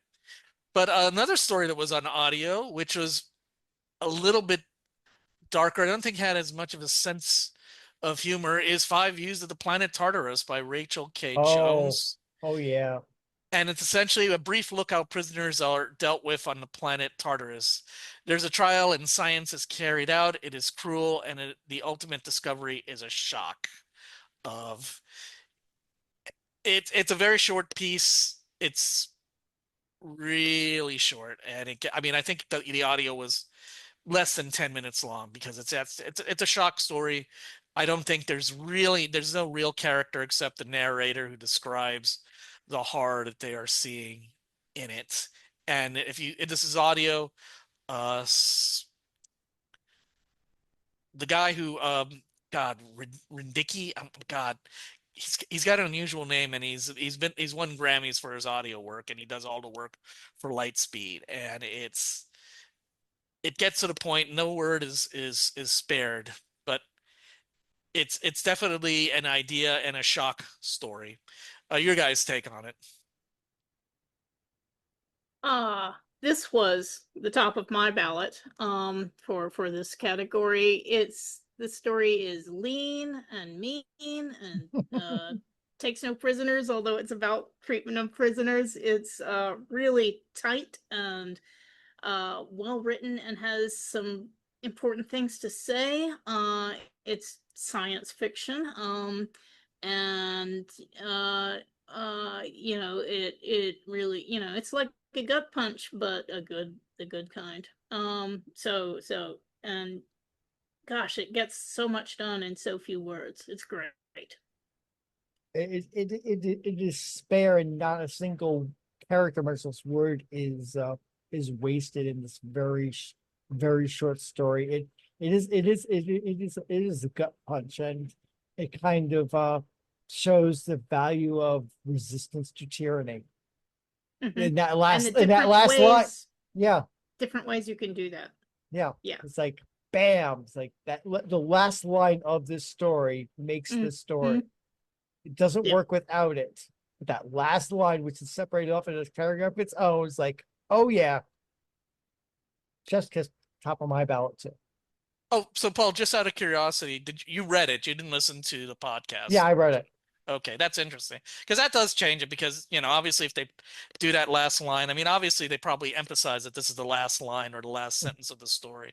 So I just heard it on audio for expediency, because it was one of the stories I did not read in my great short fiction binge before March. It was one of the things that I missed that made the awards. So next we go to Marginalia by Mary Robinette Kowal. Marjorie lives on a farm with her cat and little brother Hugh and a sick mother. Before she got sick, the mother was a housekeeper at a local manor. One day, a great snail rampages nearby. Hugh, who wants to be a squire, goes and see the local lord to take the snail on. Getting supplies and advice from her mother, she goes off and rescues her, Marjorie goes off to rescue her brother and the lord. Can she help her brother stop the snail? What happens afterwards? We all respond to opportunities in different ways, and people can be surprising. I haven't read this in a long while, and there is an audio version of it on the Uncanny website, so if you want to catch it. I think what I remember of it, it was a good adventure story. You're rescuing somebody who wants to be the adventurer, the person who doesn't. I think Marjorie's kind of the reluctant adventurer. I mean, everybody refuses the call to action, or according to John Campbell, they should refuse the call to action. Well, that's the story. I mean, everybody, I mean, obviously the classic example in science fiction is Luke Skywalker at first doesn't want to go to Alderaan. That is the classic example of that. And then she goes off and has to solve the problem, and making, giant snails. That's an image, and I think that's a good image. It was an interesting take. This was in the first issue of Uncanny that came out. So your guys' takes? I really enjoyed this story. I think it's not, well, it's partly that she isn't interested in adventures, the main character, but partly just that she has stuff to do. She has chores to do. She's looking after her invalid mom. She doesn't need this adventure. But I also think it's really interesting about how, royalty and nobility have discarded people that they have used, and being reminded of that is not always fun, but it's interesting, the reaction to that. It's not just bog standard fantasy. It has some interesting stuff to say, and it's a fun story. So it was fairly high on my ballot.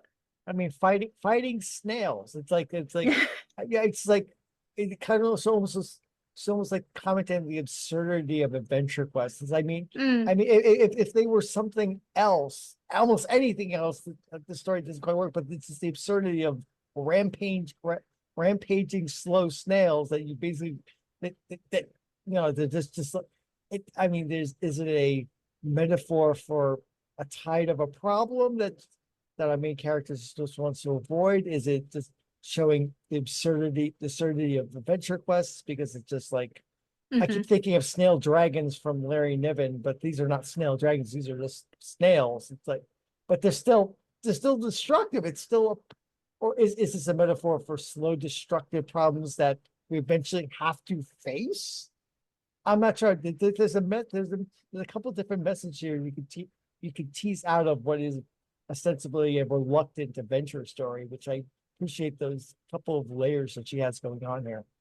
Well, now that you bring it up, you know what pops into my mind, and I don't know if I'll have the nerve to ask Mary if I bump into her in Seattle, assuming she's coming, but she's about our age, so I'm wondering if she just remembers that old Super Friends episode, which was their take on Lord of the Rings, where the Super Friends are essentially turned into hobbits, and they have to get a ring to save them. I seriously, this is the plot, Oh, and there's a part where the Super Friends the Super Friends who go on this quest.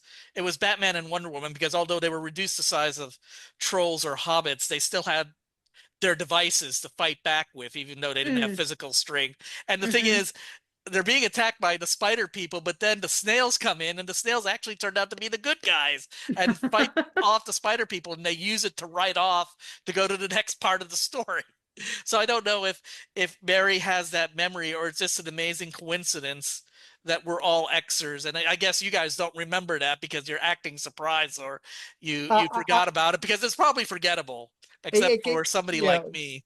Super Friends was early 70s, so a little old. I certainly watched some Super Friends episodes, but that one doesn't ring a bell at all. But, you know, there's also the Great Glass Sea Snail from Dr. Dolittle. And of course, just the idea of giant monsters that you have to fight makes me think back to, you know, Leviathan, to Robert Jackson Bennett's Tainted Cup, which mentions Leviathans, and several other stories in this have, you know, creatures that come and attack. And, you know, a part of some of all of those stories is who gets the glory of fighting the monster versus who's keeping the home fires burning. You know, both things are important.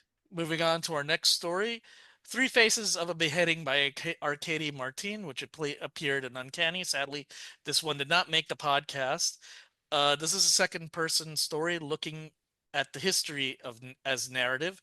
The history is discussed as a rebellion centered on a woman named Sword. A game-like structures offer structure to the narrative and three options of how the story goes. This is a look at what history can become. And this is mentioned on Hugo Girl in their new episode, which dropped on Wednesday. Arcady has one of the best author pictures of her peeking behind something. And she just looks, I love that. She just looks dramatic and mysterious. She's wearing a dark, you know, coat and blouse, and it's just if there was an award for that, she would have gotten that, you know, best author pick. This is an unusual story. It was hard to get in. It was second person, and it was a little bit hard to dope out. Hopefully, my brief is worthy of it. Paul, do you got any thoughts on this one? 2 words for you on Byzantine history. Of course, I love this story. Oh, I'm weak on Byzantine history. I just know that they were the empire that was competing with Rome for a while, or Eastern Rome became the Byzantine Empire. Unfortunately, and some fabulous stuff happened with it, but unfortunately, I'm not in detail. I know people who love Byzantine history, but go on, please. So it's, I mean, she's mining her degree in Byzantine history to think about as basically as her frame for the story, and it's a very meta story. So it's a story set in Byzantine history. It's a meta story. It's second person. It's very, very knowing. It's kind of how can I put this? It feels like it's not metafictional. It's kind of metafictional. It's like, but it feels like it's very much playing with the literary form in a way that even more extreme than she does with some of her longer novels. I mean, it seems like she likes to play with these sorts of stories at shorter length and twist them upside, and this time just like chop it and give you 3 endings and let you figure it out as if you're the scholars trying to interpret this text. And there's a couple of different possible interpretations of the text, which I appreciate. It's a very high literate story. I can see why a lot of people would not want to touch this story or really engage with it, because it's very much a thinking story, and a story about stories and problems. It's like, try again. And she keeps saying that again, try again, try again, try again. So it's very loopy in that way. I thought it was a really good story. Very interesting in structure and in themes. Well told. But just some of the other stories seemed stronger to me this year. It's a really good ballot for this intro yeah, story, that's so. a short story. There's some great stories in the short story category. And we'll move on to another one. Stitch the Skin Like Family Is. In the 1930s, an Asian woman looks for her brother at the address his last letter was sent from. She is a seamstress and can pick up mental impressions from clothing.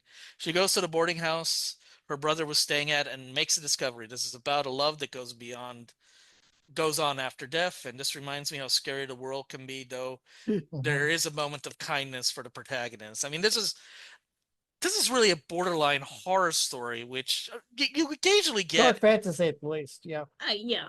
Well, I think the end, and again, let's avoid the spoilers, but if we have to, because something does happen and it's scary. I mean, I don't know if Uncanny usually does, although there was a story last year which I heard on the Uncanny podcast, and I think I told Erica on Blue Sky. Your Hansel and your horror or the scary take you guys did on Hansel and Gretel. Oh, right, that one. I was walking the dog and I had not eaten, and it was a baked potato for me that day. Wow. So, and going to the story, I mean, there is tension because, she's in this house and we've slowly realized she's in hostile territory and we're worried about her trying to get out and unfortunately showing, an uglier time in America, about how certain people accept now what was, something more scarier. Again, you guys take on it. Yeah, it's really hard to talk about this one without spoiling it too much. It was definitely a strong story that made a strong impression. Talking about some important things, well written, but yeah, definitely you need to go in braced for some body horror and some historic horror, and discrimination and exploitation horror. Be ready for some emotional impact with the story, but it's a good one. Yeah, the story reminds me, so again, I don't want to spoil anything. Kind of reminds me of her historical fantasy of The Chosen the Beautiful and the sequel whose name I've forgotten, in the sense of being, she really does, apparently, in addition to the Singing Hill cycle, apparently also does like to do historical fantasy, but with dark twists. I mean, Chosen the Beautiful is dark. This is even darker. So, like, as you said, Juan, this one might creep over the line into horror. So I really appreciate this and The Brides kind of shows Nevo's range as a writer and the two different tracks that they're writing on. The sequel you're trying to come up there with is Don't Sleep with the Dead. Thank you. And that's about Nick Carraway after the death of the Great Gatsby, some years later, and things that happen. I don't want to spoil it. I wrote about it for Skippy and Fanny, so someone can look on the blog for that. But yeah, Nevo has just a great range and has some really interesting things to say. Yeah. Oh, and one thing, it is dark, but I like the thing is, I think I remembered there were people helping out the protagonist, and they were really good people. So I kind of liked the fact that you did put in some points of brightness in this rather dark tale. At least I think that's what I remember and why I wanted to write about it. And last, and the most unusual, perhaps the most unusual story on the ballot, which is We Will Teach You How to Read We Will Teach You How to Read by Carolyn Yoakum from Lightspeed Magazine. Now, this does have an audio Does? audio. Yes, it does. Yeah, it's interesting. Yeah, the gentleman who I told you won the Grammys, I think is it Steve Rudnicki? I'm butchering the man's name. I mean, the thing is, he always announces himself on all of Lightspeed's podcasts. Oh yes, and Stefan Radicki. Yes. yeah, Stefan I love- Rudnicki. Yeah, he's got his usual voice is a very deep. Would you say gravelly? If you've heard Yeah, of it? yeah. I I've wouldn't listened. really say gravelly. It's very deep and resonant and Resonant. But anyway, And you very, know, it's very Brooklyny. I've listened to a few books of sonorous. his. Yes. oh, I didn't yeah. even notice the Brooklyn accent. I definitely hear it. Okay. How do you teach someone to understand you when they cannot think like you? This is a story of the primer of one race trying to talk to another. It requires two threads of communication. Can we hold two ideas at the same time and make sense out of it?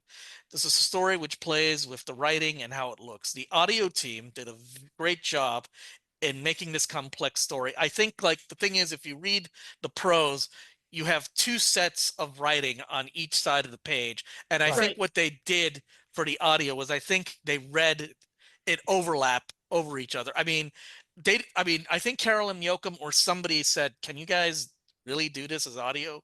And I think it was gauntlet thrown. We're going to do this and figure out. And it's a crazy story to read. I mean, when I was listening to it, I go, I got to take a look at this, what it looks like in print. You know, I think it's, as I said, it's incredibly originally stylistically. Your thoughts? Oh, one thing I really like is that there's a reason for this unusual form and format. She's not just doing it to play with language and format, although she does. There's a reason in the story for having these parallel tracks of words going down the page, or in audio, you know, the voices speaking at once. And it, you know, I think it's pulled off fantastically well. Yeah, yes, you have to. This is not an easy story to read or listen to, because you have to focus and probably go back and listen or read another time or two. But it's such a good meditation on trying to extend your thoughts, your culture to another group of people that, you know, you can't talk with directly, maybe. And how do you share your thoughts, your ways with others that, you know, you can't even really connect with directly. I just thought it was so good and so interesting, and pulled off magnificently well. It's a high wire act, to be sure. And the whole kind of like I was talking about the Arcady Martin being somewhat meta. This is completely meta. You're talking to the readers, like, can you understand what I'm saying? Can you feel this? Of like, all we have ever known is here in one thought or another, trapped in what for you would be a cacophony of overlapping words. It's like it's commenting on its own text in the middle of the text. It's fascinating. It's like, I've read other stuff of Carolyn's work, but this is really different from anything she's done before, and I really like it. Agreed. I've read some other stuff. So that is it for the mostly traditional prose category. Now, how are you guys up to graphic novel? I'm afraid I've still got pretty much all of the work to do in that. I can share you know, our Skiffy and Fanty co-blogger thoughts about he writes about graphic novels, and he wrote about all six. So I could share with you what he thought, but no, I've only, you know, I've read part of the I Love Monsters. That's not the right title, but you know, I've read part of that, but I'm afraid I still have to read pretty much all of the others. My favorite thing is Monsters. Well, I'll read out the nominees in order. The Deep Dark by Molly Knox Ostertag. The Hunter and the Dusk, written by G. Willow Wilson, art by Chris Wildgoose. Monstrous, Volume 9, The Possessed, written by Marjorie Liu, and art by Sana Takeda. My favorite thing is Monsters Book 2 by Emil Ferris. Star Trek Lower Decks, Warp Your Own Way, written by Ryan North, art by Chris Fenoglio. Fenoglio. We Called Them Giants, written by Karen Gilliam and art by Stephanie Hans. And again, it's a very strong category. I mean, we only have one franchise. We don't have anything from the big two. Most of the companies are independent. All the companies are independent. IDW and Image, and Fantagraphics for My Favorite Thing is Monsters. My Favorite Things of Monsters, I was a real big fan of this when the first edition came out. And what's unusual about this is that it looks like the drawing. Our main character likes to do sketches. So essentially what you're looking at is a sketchbook, and she's using these sketches and drawings to tell a story. Set in 1968, Karen finds out more about her past and makes new connections. Karen was investigating the murder of somebody who died in her apartment building. The art is beautiful. And the story seems to come to an end, but I would like to see more, which is always the thing that you want to do. Next, we have We Called Them Giants by Karen Gillian and Stephanie Hans. Everyone disappears, and we follow three people living in this empty world. The world is also inhabited by alien giants. We follow two girls and an older woman as they make sense of this world and try to survive. Why are the giants here? What happened to everybody? At the end of this part of the story, it seems to be going somewhere, and I want to see the end. That is my take on it. Trish, any feelings on this? I mean, what was your co-blogger saying? He says, the word that keeps circling around in my head is incomplete, even though this standalone graphic novel very much is intended to be a complete story. Well, that's a cliffhanger. I mean, technically, The Empire Strikes Back, which everybody loves, is incomplete. Well, that is totally fair. I mean, who leaves one of the main characters in Carbonite for the next movie, I say. Right. Next, we have a very popular series that's won awards in this category before, and the art is beautiful, and that's Monstrous, Volume 9, The Possessed, again by Marjorie Liu and Sana Takeda.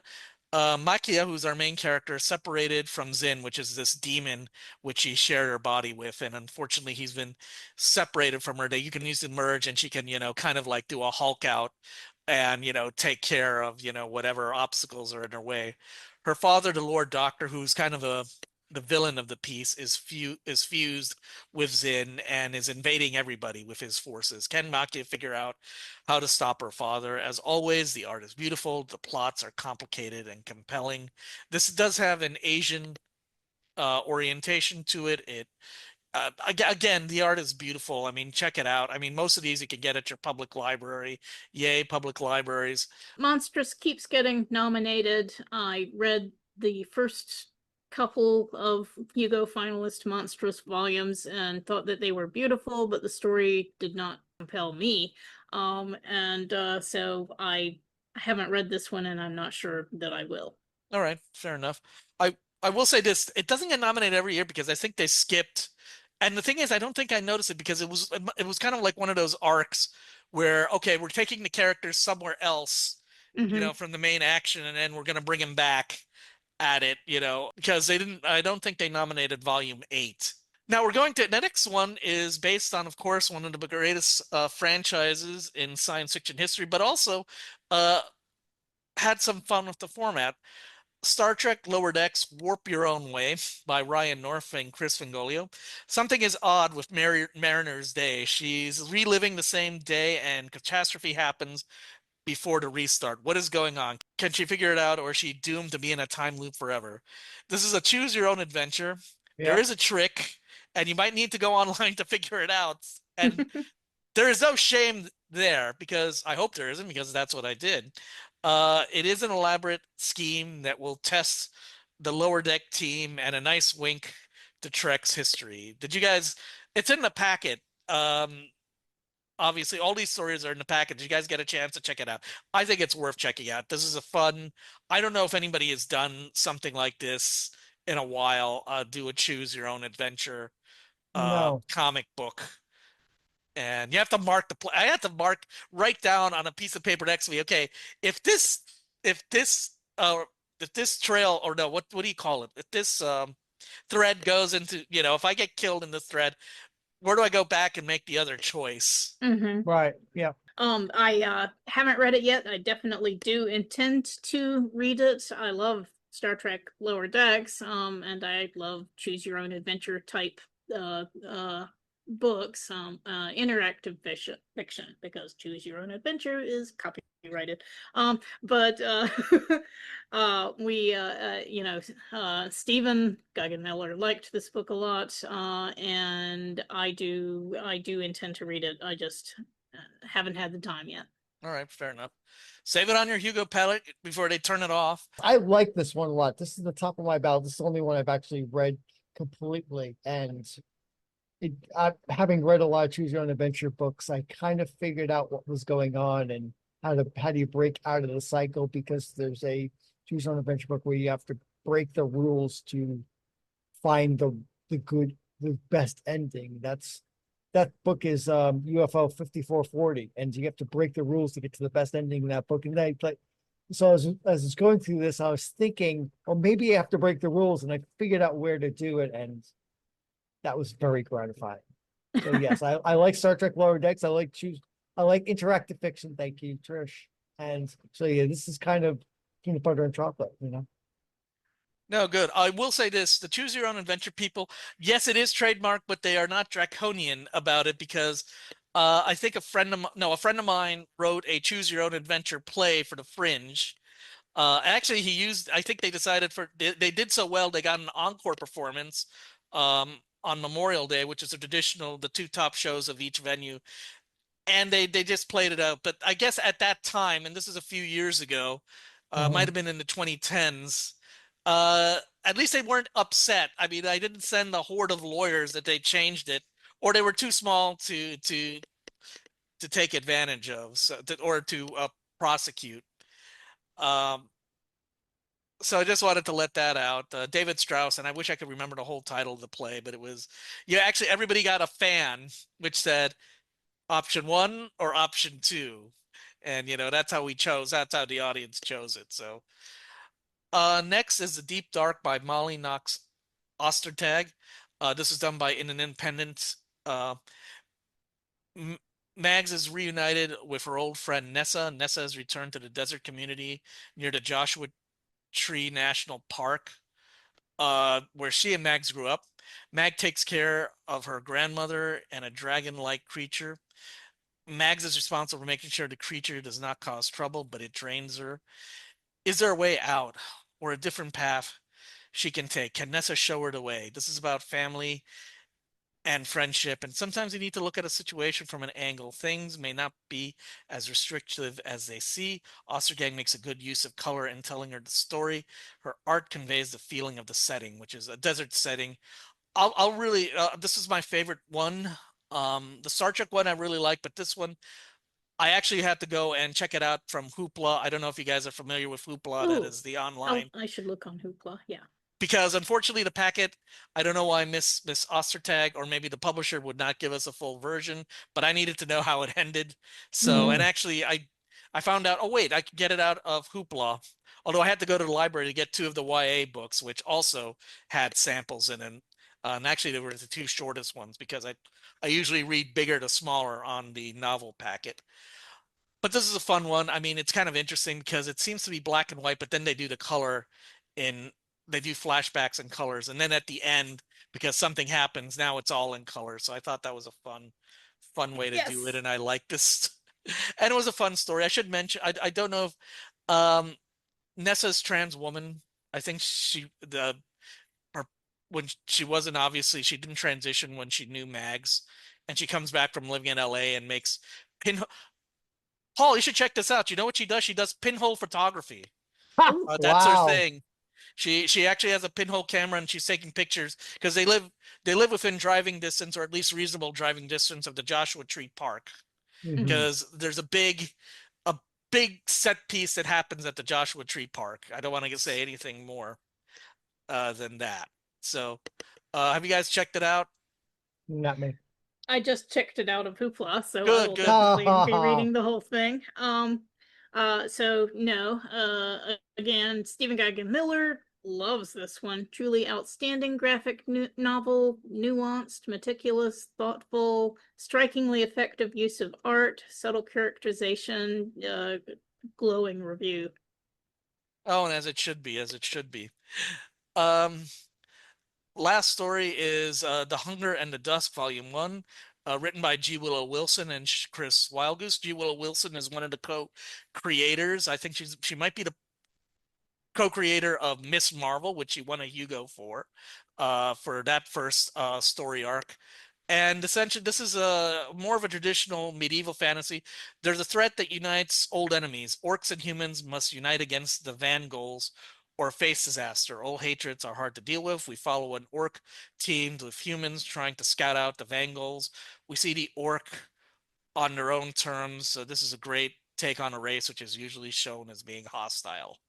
I do want to see how it ends, because it also ends on a cliffhanger, because it's clearly volume 1, and there's a separate, I think there is a big revelation at the end. It's like, but then again, this is a collection of 4 or 5 comics.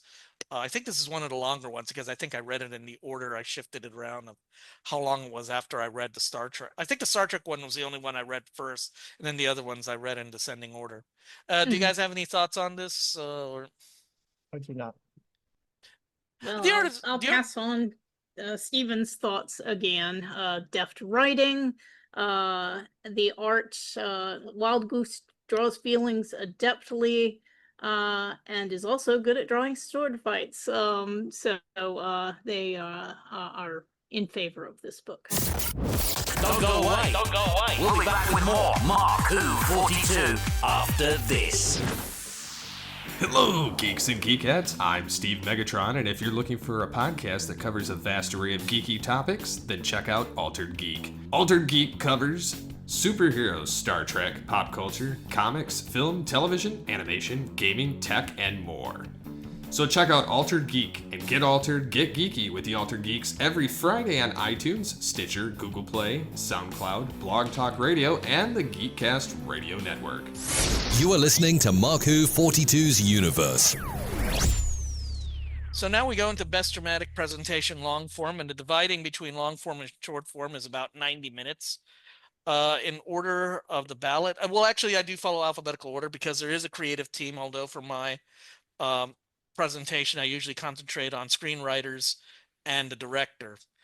We've got Dune Part 2, screenplay by Denis Villeneuve and Joe Spaitis, if that's how you pronounce it, directed by Denis Villeneuve. Flow, screenplay by Gins Zabolidis and Matissa Casa, directed by Gins Zabolidis. Furiosa, a Mad Max saga, screenplay by George Miller and Nick Lathorius, and directed by George Miller. I Saw the TV Glow, written and directed by Jane Schoenbrunn. Wicked, screenplay by Winnie Holtzman, Dana Fox, based on the musical, which is loosely based on the book, directed by John M. Chu. And The Wild Robot, screenplay by Chris Sanders and Peter Brown, based on Peter Brown's novel, if I record correctly, and directed by Chris Sanders. So we'll go in order in the ballot. Dune. What can we say? I mean, it's Dune. We like the first one. I think this is the elephant in the room, or the elephant that we have, or maybe I don't want to say beat the elephant because that ruins the Tusk metaphor. But let's say they're the one to beat, if anything else. I know there are people who don't like this new adaptation, but the first adaptation in 1940 is very idiosyncratic, and these two are very idiosyncratic, and it's like it's Dune.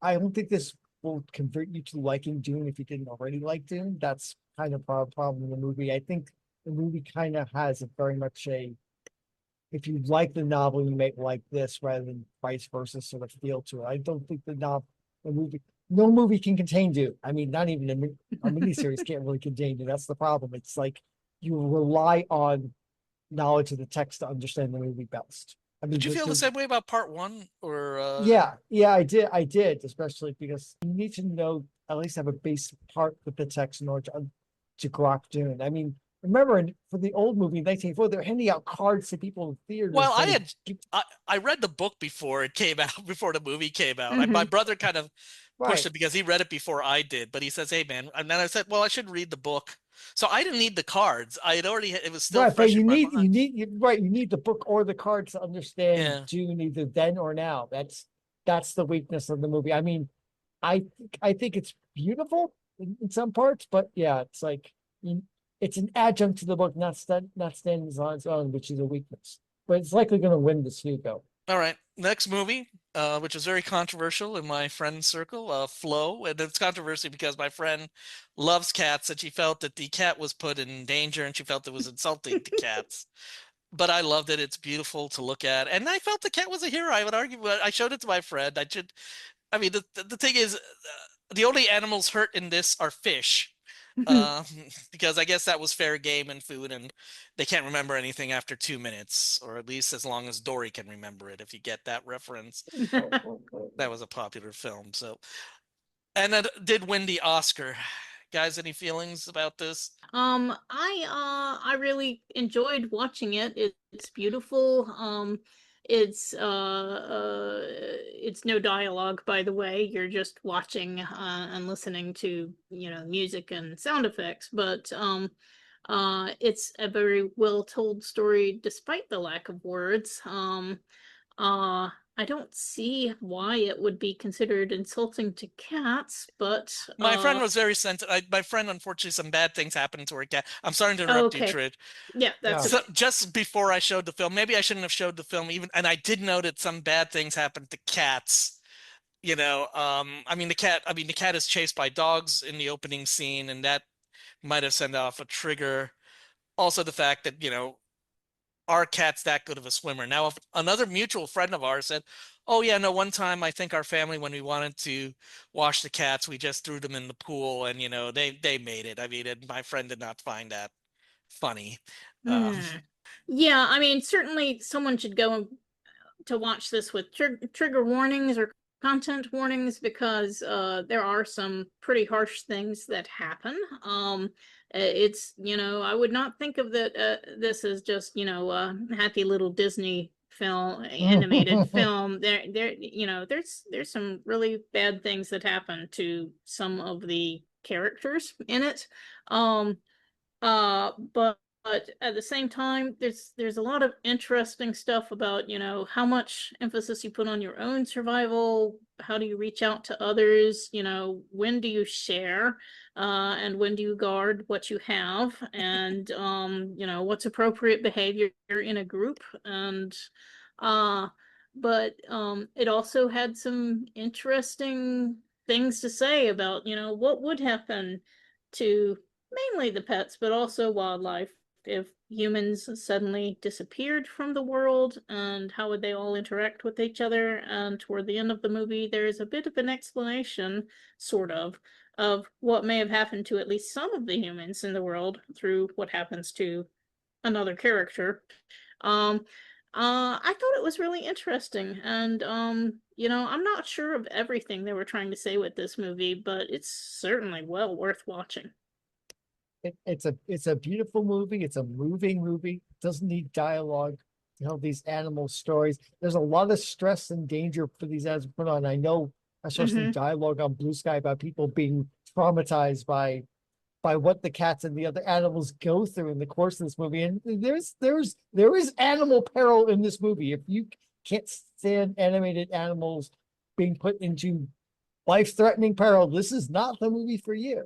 I mean, there are points where you want to grip the side of the seat, and you're hoping that everything's going to be okay, because the movie sells just how fraught their journey and their adventures are. But they do learn to work together, and when they need to share, and when not to share, as you pointed out. And there's that weird apathetic scene that you mentioned, Trish. It's a lot of weird, interesting things going on in this movie. If you can stand the animal peril, it's a beautiful movie to watch and very moving, and I liked it a lot. Okay. Next is a film that I wish I had seen in the theater. I just saw it last night, and I wish I would have seen it sooner. Furiosa, a Mad Max saga, the prequel to explain the story of Furiosa. This film is beautiful to look at. I was on my seat.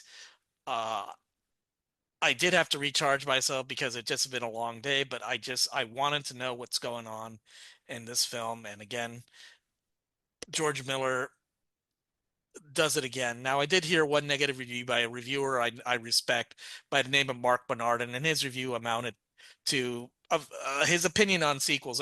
Mark Bernardin is is the co-host on Fat Man Beyond with Kevin Smith, and essentially it was, well, I liked it. It was beautiful, but I think, and I'm paraphrasing him, this is not exactly what he said, but I think to him it was a big so what. And I have to disagree with him because I was really enraptured. I guess he didn't feel he needed to know where Furiosa came from. What do you guys think, if you saw it? I thought that Mad Max Fury Road was a perfect movie, which is a very, very rare thing for me to say. But the trailers didn't make me want to see Furiosa, and so I haven't. Fair enough. Paul? I did see it. It's not Fury Road. That's the problem. Mm. It relies too much on being the connective tissue to explain Furiosa for its own good.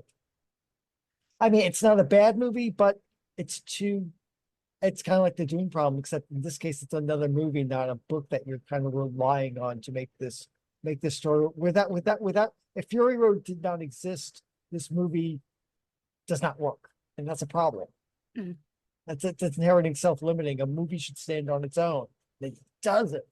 I mean, because kind of we're always looking forward. I was always looking forward, like, well, how's this going to connect to the Furiosa we see in Mad Max? And that kind of spoils it. It's too dependent on that future Furiosa and how she's going to become that Furiosa for its own good. Now, quick question, and this is a tangent. Do you have the same issue with the prequels? There's no wrong answer to this. I'm just kind of curious. Yes. Fair enough. The Star Wars prequels, yes, absolutely, 100%. I feel strongly that any Hugo finalist, at least to get my vote, has to stand on its own. If you can't watch it or experience it in itself, and understand it adequately and enjoy it, in its own context, then it's not getting my vote. Okay. I think you guys have lined up, and I'm not saying that's a good thing. I love Mark Bernardin, but I think you guys kind of lined up with what his issues were. But I'm not that. Maybe it's because I am seeing it. Maybe if I didn't see Fury Road, this film wouldn't make sense to me. But I did, and I saw I enjoyed what I saw. I mean, Yeah. I was kind of surprised that this was such a. Apparently, it just, I think, barely by less than 1% made more money than it cost, and unfortunately, it was regarded. And I felt bad. It came out at a time which is a busy time for me in the middle or towards the end of the Fringe, and I just didn't get around to seeing it because when I saw it on my 1080 TV, it just looked beautiful. I mean, the cinematography is top notch, and and just looking. I mean, I as inhospitable as that desert is, it just looks beautiful. So I might be one of the zanier people, but I might have to. I want to keep this on my top half. I don't know if I can with its competition. Now, the next movie I need to re-see this before I do my final vote because I saw it staggered, and I feel that there's something. I saw the TV glowed, and I know there's something there. And there's one part of it that I definitely don't like, which is it's about two teens or two young people. I think they're teens at the start out. We follow them in life, and they really love this really odd TV show in the 90s. Although towards the end of the film or near the end of the film, the guy becomes disillusioned with the film, and it's hard to take. And their lives kind of revolve around this old odd fantasy TV show. And I know that it's trying to say something about the trans experience, and I really respect it for that. But I don't feel it came together, even though I think I need to re-see it because I feel I've missed something and I feel like I've caught it. What do you guys feel? Do you have something more substantial to say about I Saw the TV Glow? I thought it was really interesting. This isn't the first story I've watched or read about, people who revisit childhood obsessions to find out that they are different from how they experienced it as children, obviously. So, I was gripped and engaged throughout the movie, and then I felt like it just didn't stick the landing as far as I was concerned. I was disappointed with how things turned out, but also, not just, oh no, tragedy or it was more like that's it. That's where you're ending it. That's all you're giving us. So, yeah, I was disappointed by the ending. But it was great until then. Until that last bit, I think, okay, this is probably the top of my Hugo ballot, and then, yeah, kind of like Trish, the ending, it's like, wait a minute, you're building up to this thing, and then that's where you stop. And it frustrated the crap out of me because I was enjoying this look at nostalgia, and as we're talking about acceptance and the trans experience and the metafictional aspects, and then or potential metafictional aspects, and what is really going on here, and then we just stop, and it's like I blinked. It's like, what? No. And I think it's being I think it might think it's being subtle, or it's being I've read some things where it's like I missed some things which clearly points out X, and some people pointing out Y, and as far as differing interpretations, but it's like it just felt the creators themselves didn't want to commit to the bit, and it's like it's either too subtle for me, possibly, or they just didn't want to commit to a real ending or a real revelation of what's going on, and that felt cowardly and incomplete to me. So it went from top of my ballot to bottom of my ballot in one short order. I do remember the ending. I don't know, maybe she felt that. Oh wait, I should say they. Unfortunately, the person's non-binary. They felt that was the place to stop, and maybe there was a reason that they wanted to stay at that place. Maybe the abrupt, because, I mean, I could be wrong. Isn't that the same complaint people have about the Sopranos ending, that it kind of ends abruptly because it all goes to black? For people who haven't seen the Sopranos, spoiler. Certainly people have complained bitterly about that. but I think that's more I think that ending is more lampshaded in the text, that we know, yeah, it's going to go to black, and he's going to, spoiler, die. Yeah, Right. There's a perfectly reasonable explanation for why it ends so abruptly, as the Sopranos ended as abruptly as it did. Whether you like that explanation or not, it's obvious and simple. So, all right. I don't think there's anything at all wrong structurally with how they chose to end that series. Okay. Well, to a movie that is now the opposite of obscurity to us. Well, actually, I don't know if I saw the TV Globe, because I think it's got definitely a following. SIFWA also nominated it for its Best Dramatic category. But now we have Wicked, the classic. And actually, it does wrap everything. Well, it doesn't wrap everything up, because obviously we want to know what happens. But some people feel the second part of the musical, or at least I've read online, maybe that's just a couple of people's opinion, that the second part of the musical, I heard it on a podcast about it. But this is a fun thing.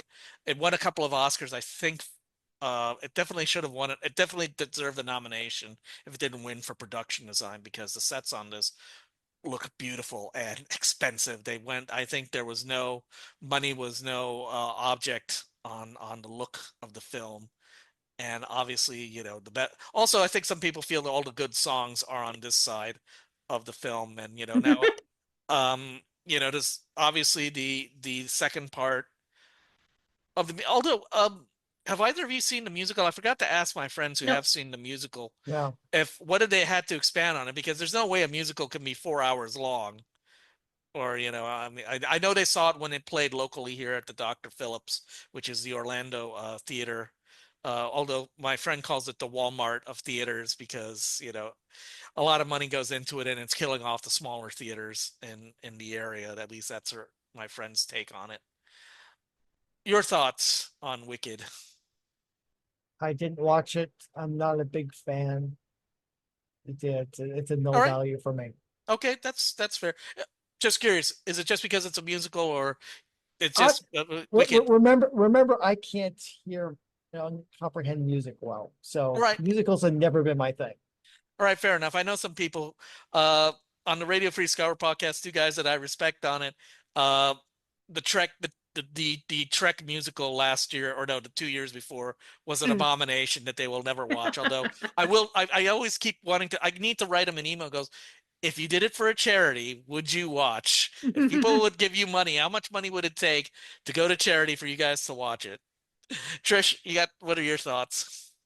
Haven't seen it. I intend to see it, just as I hope to see all of the entries here, but I have read the book Wicked by Gregory Maguire, and thought that was really interesting. Had some very interesting things to say about who gets to be a person and how people are treated. Uh, in a fantasy setting, but obviously allegorical for real life, and not exactly fun because a lot of unpleasant things happen in that book. So yeah, I look forward to seeing the musical, but I mean the movie, but can't offer an opinion yet. And for those of you who don't know, we did do a show just devoted to Wicked when it came out, or recently when it came out. So I forget which episode it is, but check it out at good places where you get podcasts. Oh yeah, definitely. If you can, check it at a theater. But if you have to watch it, definitely do see it because it's just wonderful to look at. My friend, I was surprised because I was out of town when it came out, and my friends saw it without me, but they said, "Hey, we like it so much, we're willing to see it again with you." So I thought that was nice because these people, particularly my friend Patty, she does not like seeing. Movies are not her passion. She will see something if I tell her I think she'll find it interesting. Which is the last movie I did take her and my other friend Ed to see. We all saw it together and made it a movie night. The Wild Robot, which is about a robot that gets cast away and falls into nature and helps out little animals, and particularly a duck. Mothers a duck after, I believe, it inadvertently killed its mother in a post-climate world.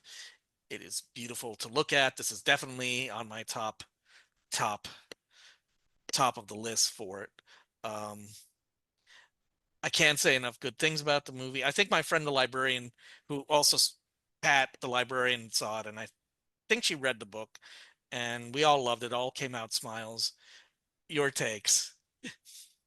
I've not yet seen it, unfortunately. Oh, okay. Not because I not want to. I just haven't had the time. No, I understand that. I mean, I felt the same way about Furiosa.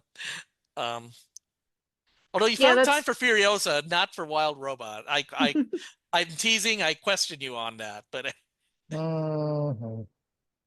Trish, sorry to cut you off. Oh, sure, that's fine. I was just going to say I haven't seen it, but it's, the next on my list of things I want to see from this category because everything I've heard about it has been great. Okay, before we go to our next category, in your local areas, is there still a dollar theater to see films which are out of the theater? Or unfortunately, they closed the only one that was in the Orlando area in Orange County. There are a couple of theaters that show older stuff, but they're not $1. They're not cheaper. Oh, okay. Well, no, I'm talking about. I guess it was a dollar theater because obviously I go to the. I always brag about the Enzion, which is our independent theater. Now they do have nights where they show older films, but it's like it's their cult movie night, which they show the film in 35 millimeter. I think I told you about that. That I told you when they showed the Goonies, the film melted in the middle of it. Oh dear. I forgot if I told you that when you were on the Peter David show, or I told somebody else that. But no, yeah, unfortunately our retro theater, like if you don't want to see something, like I missed Top Gun Maverick, so I caught it around Christmas time at that theater, and but unfortunately it shut down. I mean, it wasn't $1. It used to be a dollar theater. I think they went up to $2. But it was a super cheap theater of films that have been out of the mainstream for about a year. And that's sad if that goes in, because sometimes it might not be, well, I don't want to spend that much money on a movie, or it could be that you just missed it and you just wanted to see it again. You just wanted to see it, in a theater. Yeah. Like I regret. At least you got to see Furiosa. Did you see Furiosa in the theater? No, I saw it. No. Oh, okay. I hope that gets I hope that film gets reevaluated, or maybe people will forgive it for being not a standalone. But now we go to best dramatic presentation, short form, which again, this is weird. So they order it in order of the title of the episode because all of these are TV episodes. Mm-hmm. I would have done Yeah. it in order of the series Yes, me too. title and subbed it. Yeah. So, but what can you say? In order of the episode title, we have Fallout: The Beginning, which is funny because that's the end, from Amazon Prime Video, written by Gurzman Sandu. Sorry if I'm butchering your name, and Wayne Yip. Agatha All Along, Deaf Hands in Mind, written by Gia King and Cameron Squires, directed by Jack Schaefer. Doctor Who, Dot and Bubble, written by Russell T. Davis and directed by Dylan Holmes Williams. Star Trek, Lower Decks, Fisher Quest, written by Lauren Maguire and directed by Brandon Williams. Star Trek Lower Decks, The New Next Generation, written by the series creator Mike McCann and directed by Megan Lloyd. And Doctor Who 73 Yards by Russell T. Davis, directed by Dylan Holmes. Now, Mark Who 42 started as a Doctor Who podcast, so I say we get the Doctor Who episodes up front. Maybe I should put it at the end, but let's do it up front. I think these are two great Doctor Who episodes. You had a dark ending in one, and you had a Doctor Light one episode, which was also very dark because we have a 73 Yard shows us a companion that has been cut off for the Doctor and has to figure her own way out of, solve the story on her own, and we get to see her whole life in an alternate universe. And Dot and Bubble shows a whole society which is really absorbed in itself in social media, or the equivalent of its social media. Although the only thing is, Russell, okay, the monsters look like Tractators monsters that came out in 1984. You should have made them look more different, or just call them Tractators. I'm sorry, Russell T. Davis wrote both these stories, so you should take up your guys' take on it. Obviously, we're big into Doctor Who on this podcast, but feel fine to slam it. That is your right. Go ahead, Trish. I see. I haven't watched any Doctor Who since the first Shudigawa, the episode that I watched when it came out on the ballot, with the one about the babies, and I just hated that episode, and haven't felt like watching Doctor Who since then. Nothing against Shudigawa, who seems perfectly lovely, but it's more the showrunner, the episodes. I thought, I don't want to watch any of this, so I haven't. All right. Sadly, Space Babies turned me off. I've only watched a few episodes since, and neither of these are episodes I've watched. I've watched the Sutekh stuff, obviously, because Pyramids of Mars, but that's about it. Well, yeah, but I mean, although I know some people who, I know at least some podcasters who objected or thought that was a bad idea, and also have issues with this, the season that just had come after. I thought they were good. I mean, Space Baby, since we brought up that issue, I think they just wanted to start off with something light, and I don't know if Space Babies would have been my choice as an opening episode. I think I would have gone for a little bit more drama, although they actually dropped 2 episodes that first week, and I'm trying to remember what the second one was, but I think it was more of a dramatic episode. I'd have to look it up, but I can understand that. I think if you have time, and I know if you have Disney, check out these episodes. They were, to me, they were extraordinary. Maybe you'll agree with me. I'm hoping they'll wash Space Babies out of your head, and because they're fully drama. I mean, they're more, your typical Doctor Who drama. Mm-hmm. Well, I'll definitely give these episodes a shot. I mean, I'm going to watch before I finalize my ballot for sure. But haven't seen them yet. And actually, I think both of them you could see. I don't think either.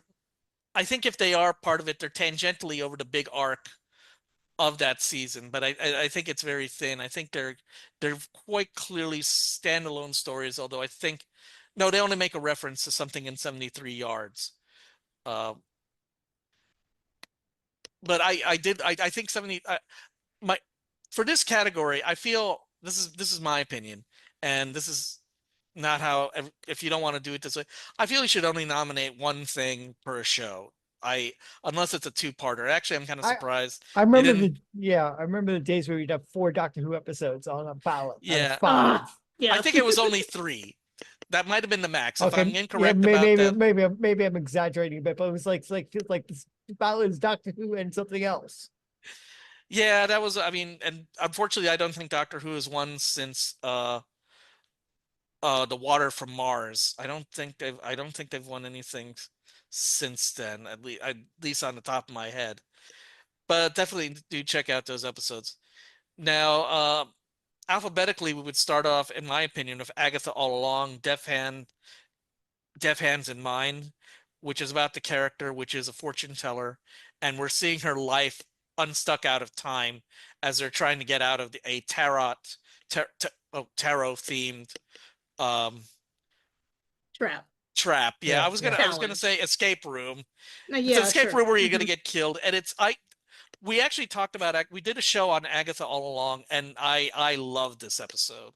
I mean, we find out about, I wish I could remember the character's name, but she's the soothsayer. She sees the future, and we're seeing her life disjointed. It's kind of Mhm. unstuck in time, and we see all of her life as we see her as a little girl preparing to be a soothsayer and learn about it, and we really care about this character. At least I did, and the ending of the story is heartbreaking. It's part of the big narrative, but I think you can watch it on your own. I mean, I think there's enough information for it to stand on its own. Have you guys caught this one? Yeah, I watched the series and I thought this episode was amazing. I did nominate it on the nominations. Uh Having watched the series, I'm not sure how well it stands on its own. I know that there's things on the episode that you won't catch if you haven't watched the rest of the series, because one thing it does amazingly well is weave in a lot of moments from throughout, this season that are seem like throwaway details that turn out to be crucially important to how the plot is moving forward. And timeline stories are so hard to do, and I thought this was beautifully executed, but also beautiful thematically. And so meaningful and moving. It blew me away.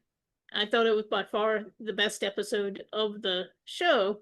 And I certainly hope people will check it out, despite it being part of an episodic sequential storyline. But it's so good. Okay. Paul, Yeah, any thoughts? I've seen all of Agatha All Along as well. I didn't think it'd be my thing, but it turned out to be my thing. I really like the series. This is one of the better episodes. As Trish pointed out, the problem with nominating any of the single episodes out of it, especially once they get down to the road itself, is kind of like it's a kind of a loop, and you're seeding things from previous episodes. You're having them bloom from those into this, and you're setting seeds to the future. So taking one episode, even this one, which is kind of very much kind of breaks that road, because we get to see her life, which is kind of very much outside of the bounds of these endless escape rooms that they go in.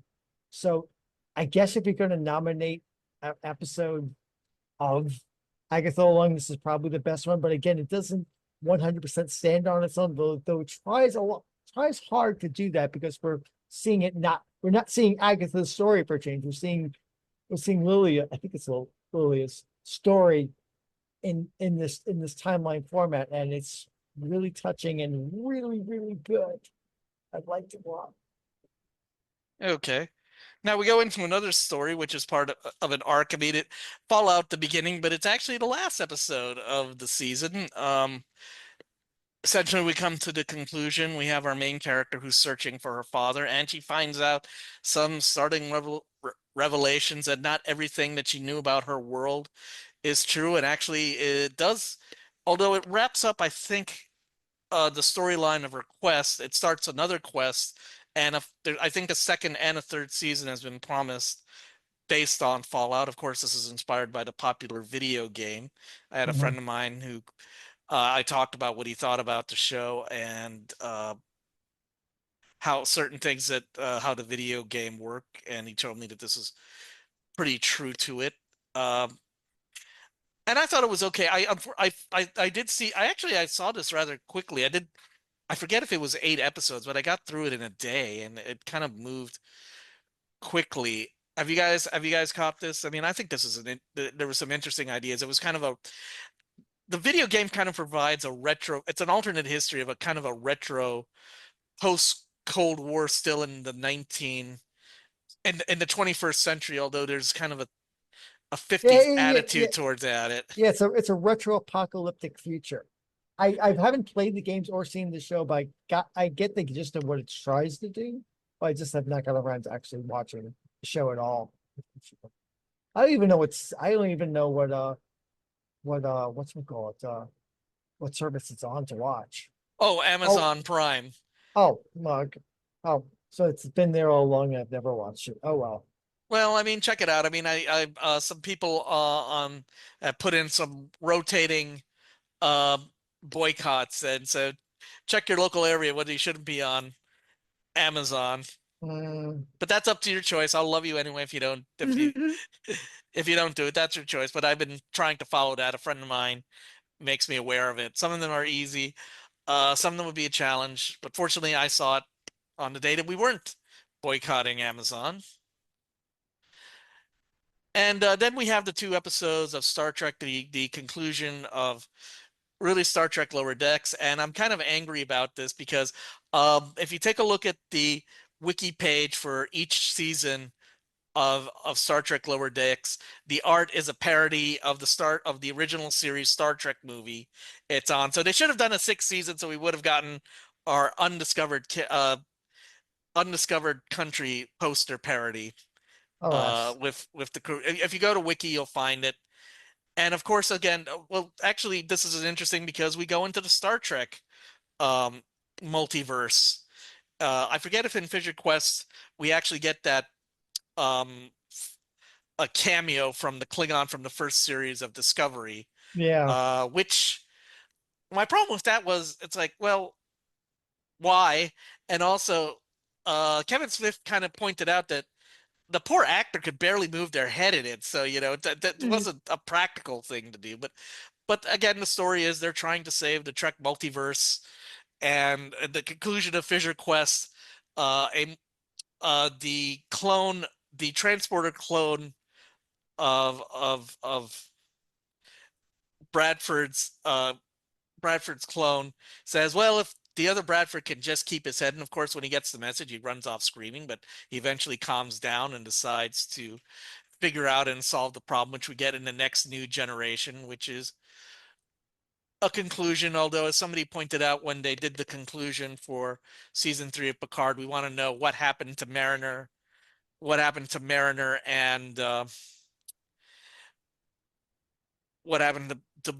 and Boimler during the big season finale series finale of that show, because a lot of casualties happened and things happened. But I thought it was wonderful. I wish that, as I said, poster aside, I think they could have done another season of it and it wouldn't have been too bad.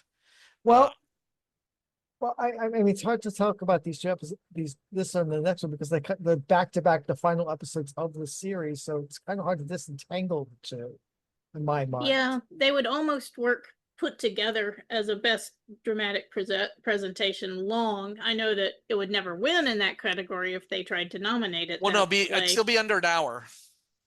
So they could have combined it and left it in the short category. Yeah, but I'm not sure yet. That's what the that would certainly be the most coherent way to do it. I'm not sure. People might say that's not fair or whatever. You have to nominate just 1 episode.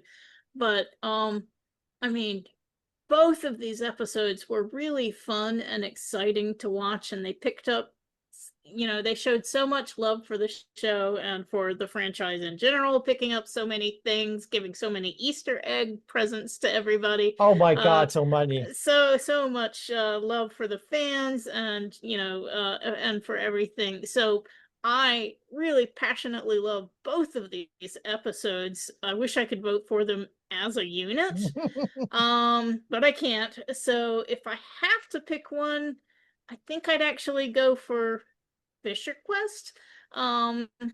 Even though it doesn't really end. Yeah. There's just so much great stuff going on in it, and I'm afraid nobody's going to love this who doesn't already love the show, the series, the Or franchise. Star Trek in general, yeah. I'm sorry for that. I don't think its chances are great, either one of these episodes, but wow, they were fun to watch and great. Multiverse story, Juan. Multiverse story. What else can we say? What else can I say? It's like, and in the ending at the end, it goes through. I mean, they basically do start a whole new branch of Starfleet, which is just amazing. So, yeah, they do. The finale, the new Next Generation, really does tie things off very well, but provides a launch pad for further adventures if anyone can pick up the gauntlet in some number of years or whatever. Fisher Quest is a little more exciting to me, but that doesn't mean that the new Next Generation isn't, a great episode itself. Yeah. The last category we're going to cover is Best Fan Cast, which consists of the Coot Street podcast, 8 Days of Diane Wynne Jones, Hugo Girl, Hugo's there, A Meal of Thorns, and World Building for Masochists. And the problem with this category is, as Mark, our leader, would point out, is we are not on it. So, but they're all good. This is our annual joke. I mean, we did it last year. These are all good shows. There are 2 shows I got to listen to the sample too. World Building for Masochists is pretty good. I don't listen to it because it's usually a little bit fantasy oriented, but they do a good job. I always listen to their samples, and I usually, one of the hosts, I don't know if she's still hosting on it, I usually catch at the Scalzi dance who's that? I forget who it is, and I feel bad for it. You're a lovely person. I always say hi to you. I try to be good with names, but I know I always, because I think I saw that she had Hugo. She might have had the ribbon that indicated she was a finalist. And I said, "Oh, which show are you on?" And it's World Building for Masochists. I know I caught her. Definitely in Chicago and definitely in Washington, maybe Chicago, for the Scalzi dance. So these are all fun categories. I at least know 2 of the show's hosts, and I see another one on the Coot Street podcast regularly at ICFA. But I always mention this show as put our hat in. I mean, we do try to talk about different topics. So hopefully, who knows, maybe next year will be our year, or maybe people having 2 lovely, a Hugo winner and someone who's done a lot of podcast experience can do it. But I think that'll wrap it up for the show for our usual. Check out all these nominees. Go to the Hugo ballot, and there's a lot more stuff that we couldn't cover. I mean, this is already going to be a long show as it is, but I think we covered a lot of very important categories. Do check out the fan categories. And if you are listening and you are part of Seattle, download the whole Hugo packet and check it out. Trish, is there anything you wish to plug? I do reviews regularly, text reviews on the Skiffy and Fanty show, and I also blog occasionally on my own site, whatsthewordnow.blogspot.com. Paul, anything you want to plug? I write reviews and stuff everywhere. I write at Nerds of a Feather. I write at Skiffy and Fanty. I write on my own Patreon. I have biographies that pop up periodically, or more than periodically, on File 770. You throw a rock, you can find stuff of mine on the internet. It's kind of scary. Oh, it's not scary. I look forward to all of it. Well, I definitely like your biographies and your take on it, and I always salute. And also, check out Paul on Blue Sky, because he'll usually have some nice pictures of his photography taken out, and he is a very good photographer. That's why I know for that graphic story that he might be interested in somebody who's doing pinhole photography. And that's about it. This is a longer episode, but hopefully you will check out these Hugo finalists and check out what they're all about and get some good reading done. And so this has been Juan in Orlando for Marku 42 with Trish Matson and Paul from Roseville, Minnesota. Hey, gang, before we go, I'd like to remind you that about Florida SuperCon. It is coming up next weekend, July 18th through the 20th at the Miami Beach Convention Center in South Florida. If you go to floridasupercon.com, you can get your tickets. And I want to let you know that if you get your tickets by July 13th, they are going to be less money than if you buy them on July 14th or at the door. That's right. Ticket prices increase on July 14th. We've got some really great guests coming to this convention. I just want to go by them one more time in case you haven't heard. Anthony Michael Hall is going to be there. Billy Piper from Doctor Who. Christopher Eccleston from Doctor Who. Christopher Judge from Stargate SG-1. We've got Henry Ian Cusick from Lost and MacGyver. Jeremy Renner, Hawkeye. Wow, I didn't even realize he was coming. That must have been a last-minute addition. He'll be there on Saturday only. I mean, it looks like a great convention. Oh, there are comic artists. There are anime voices. I'm just going by the names that I am most interested in, which includes Kate Mulgrew and Robert Picardo of Star Trek Voyager. Oh, it looks like it's going to be amazing. You can get your tickets, floridasupercon.com. You can also get your photo opportunities and your autographs. This is going to be a great convention. I will be hosting a panel on Friday, July 18th at 12:15 in rooms 203 to 205, talking all about the future of Who. It's going to be great. So I will hopefully see you all there. And this is the last episode we're doing before the con. That's why I wanted to remind you about all this greatness. Okay, well, on behalf of that, I hope you enjoyed this episode on the Hugos. We'll be back next time. My name is Mark Baumgarten, and I am Marku42. Bye, everyone. You've been listening to Marku42. Your hosts, Mark Baumgarten, Vicky Jakubowski, Juan Sanmiguel, and Zion Quiros. Marku 42's universe is produced and directed by Mark Baumgarten.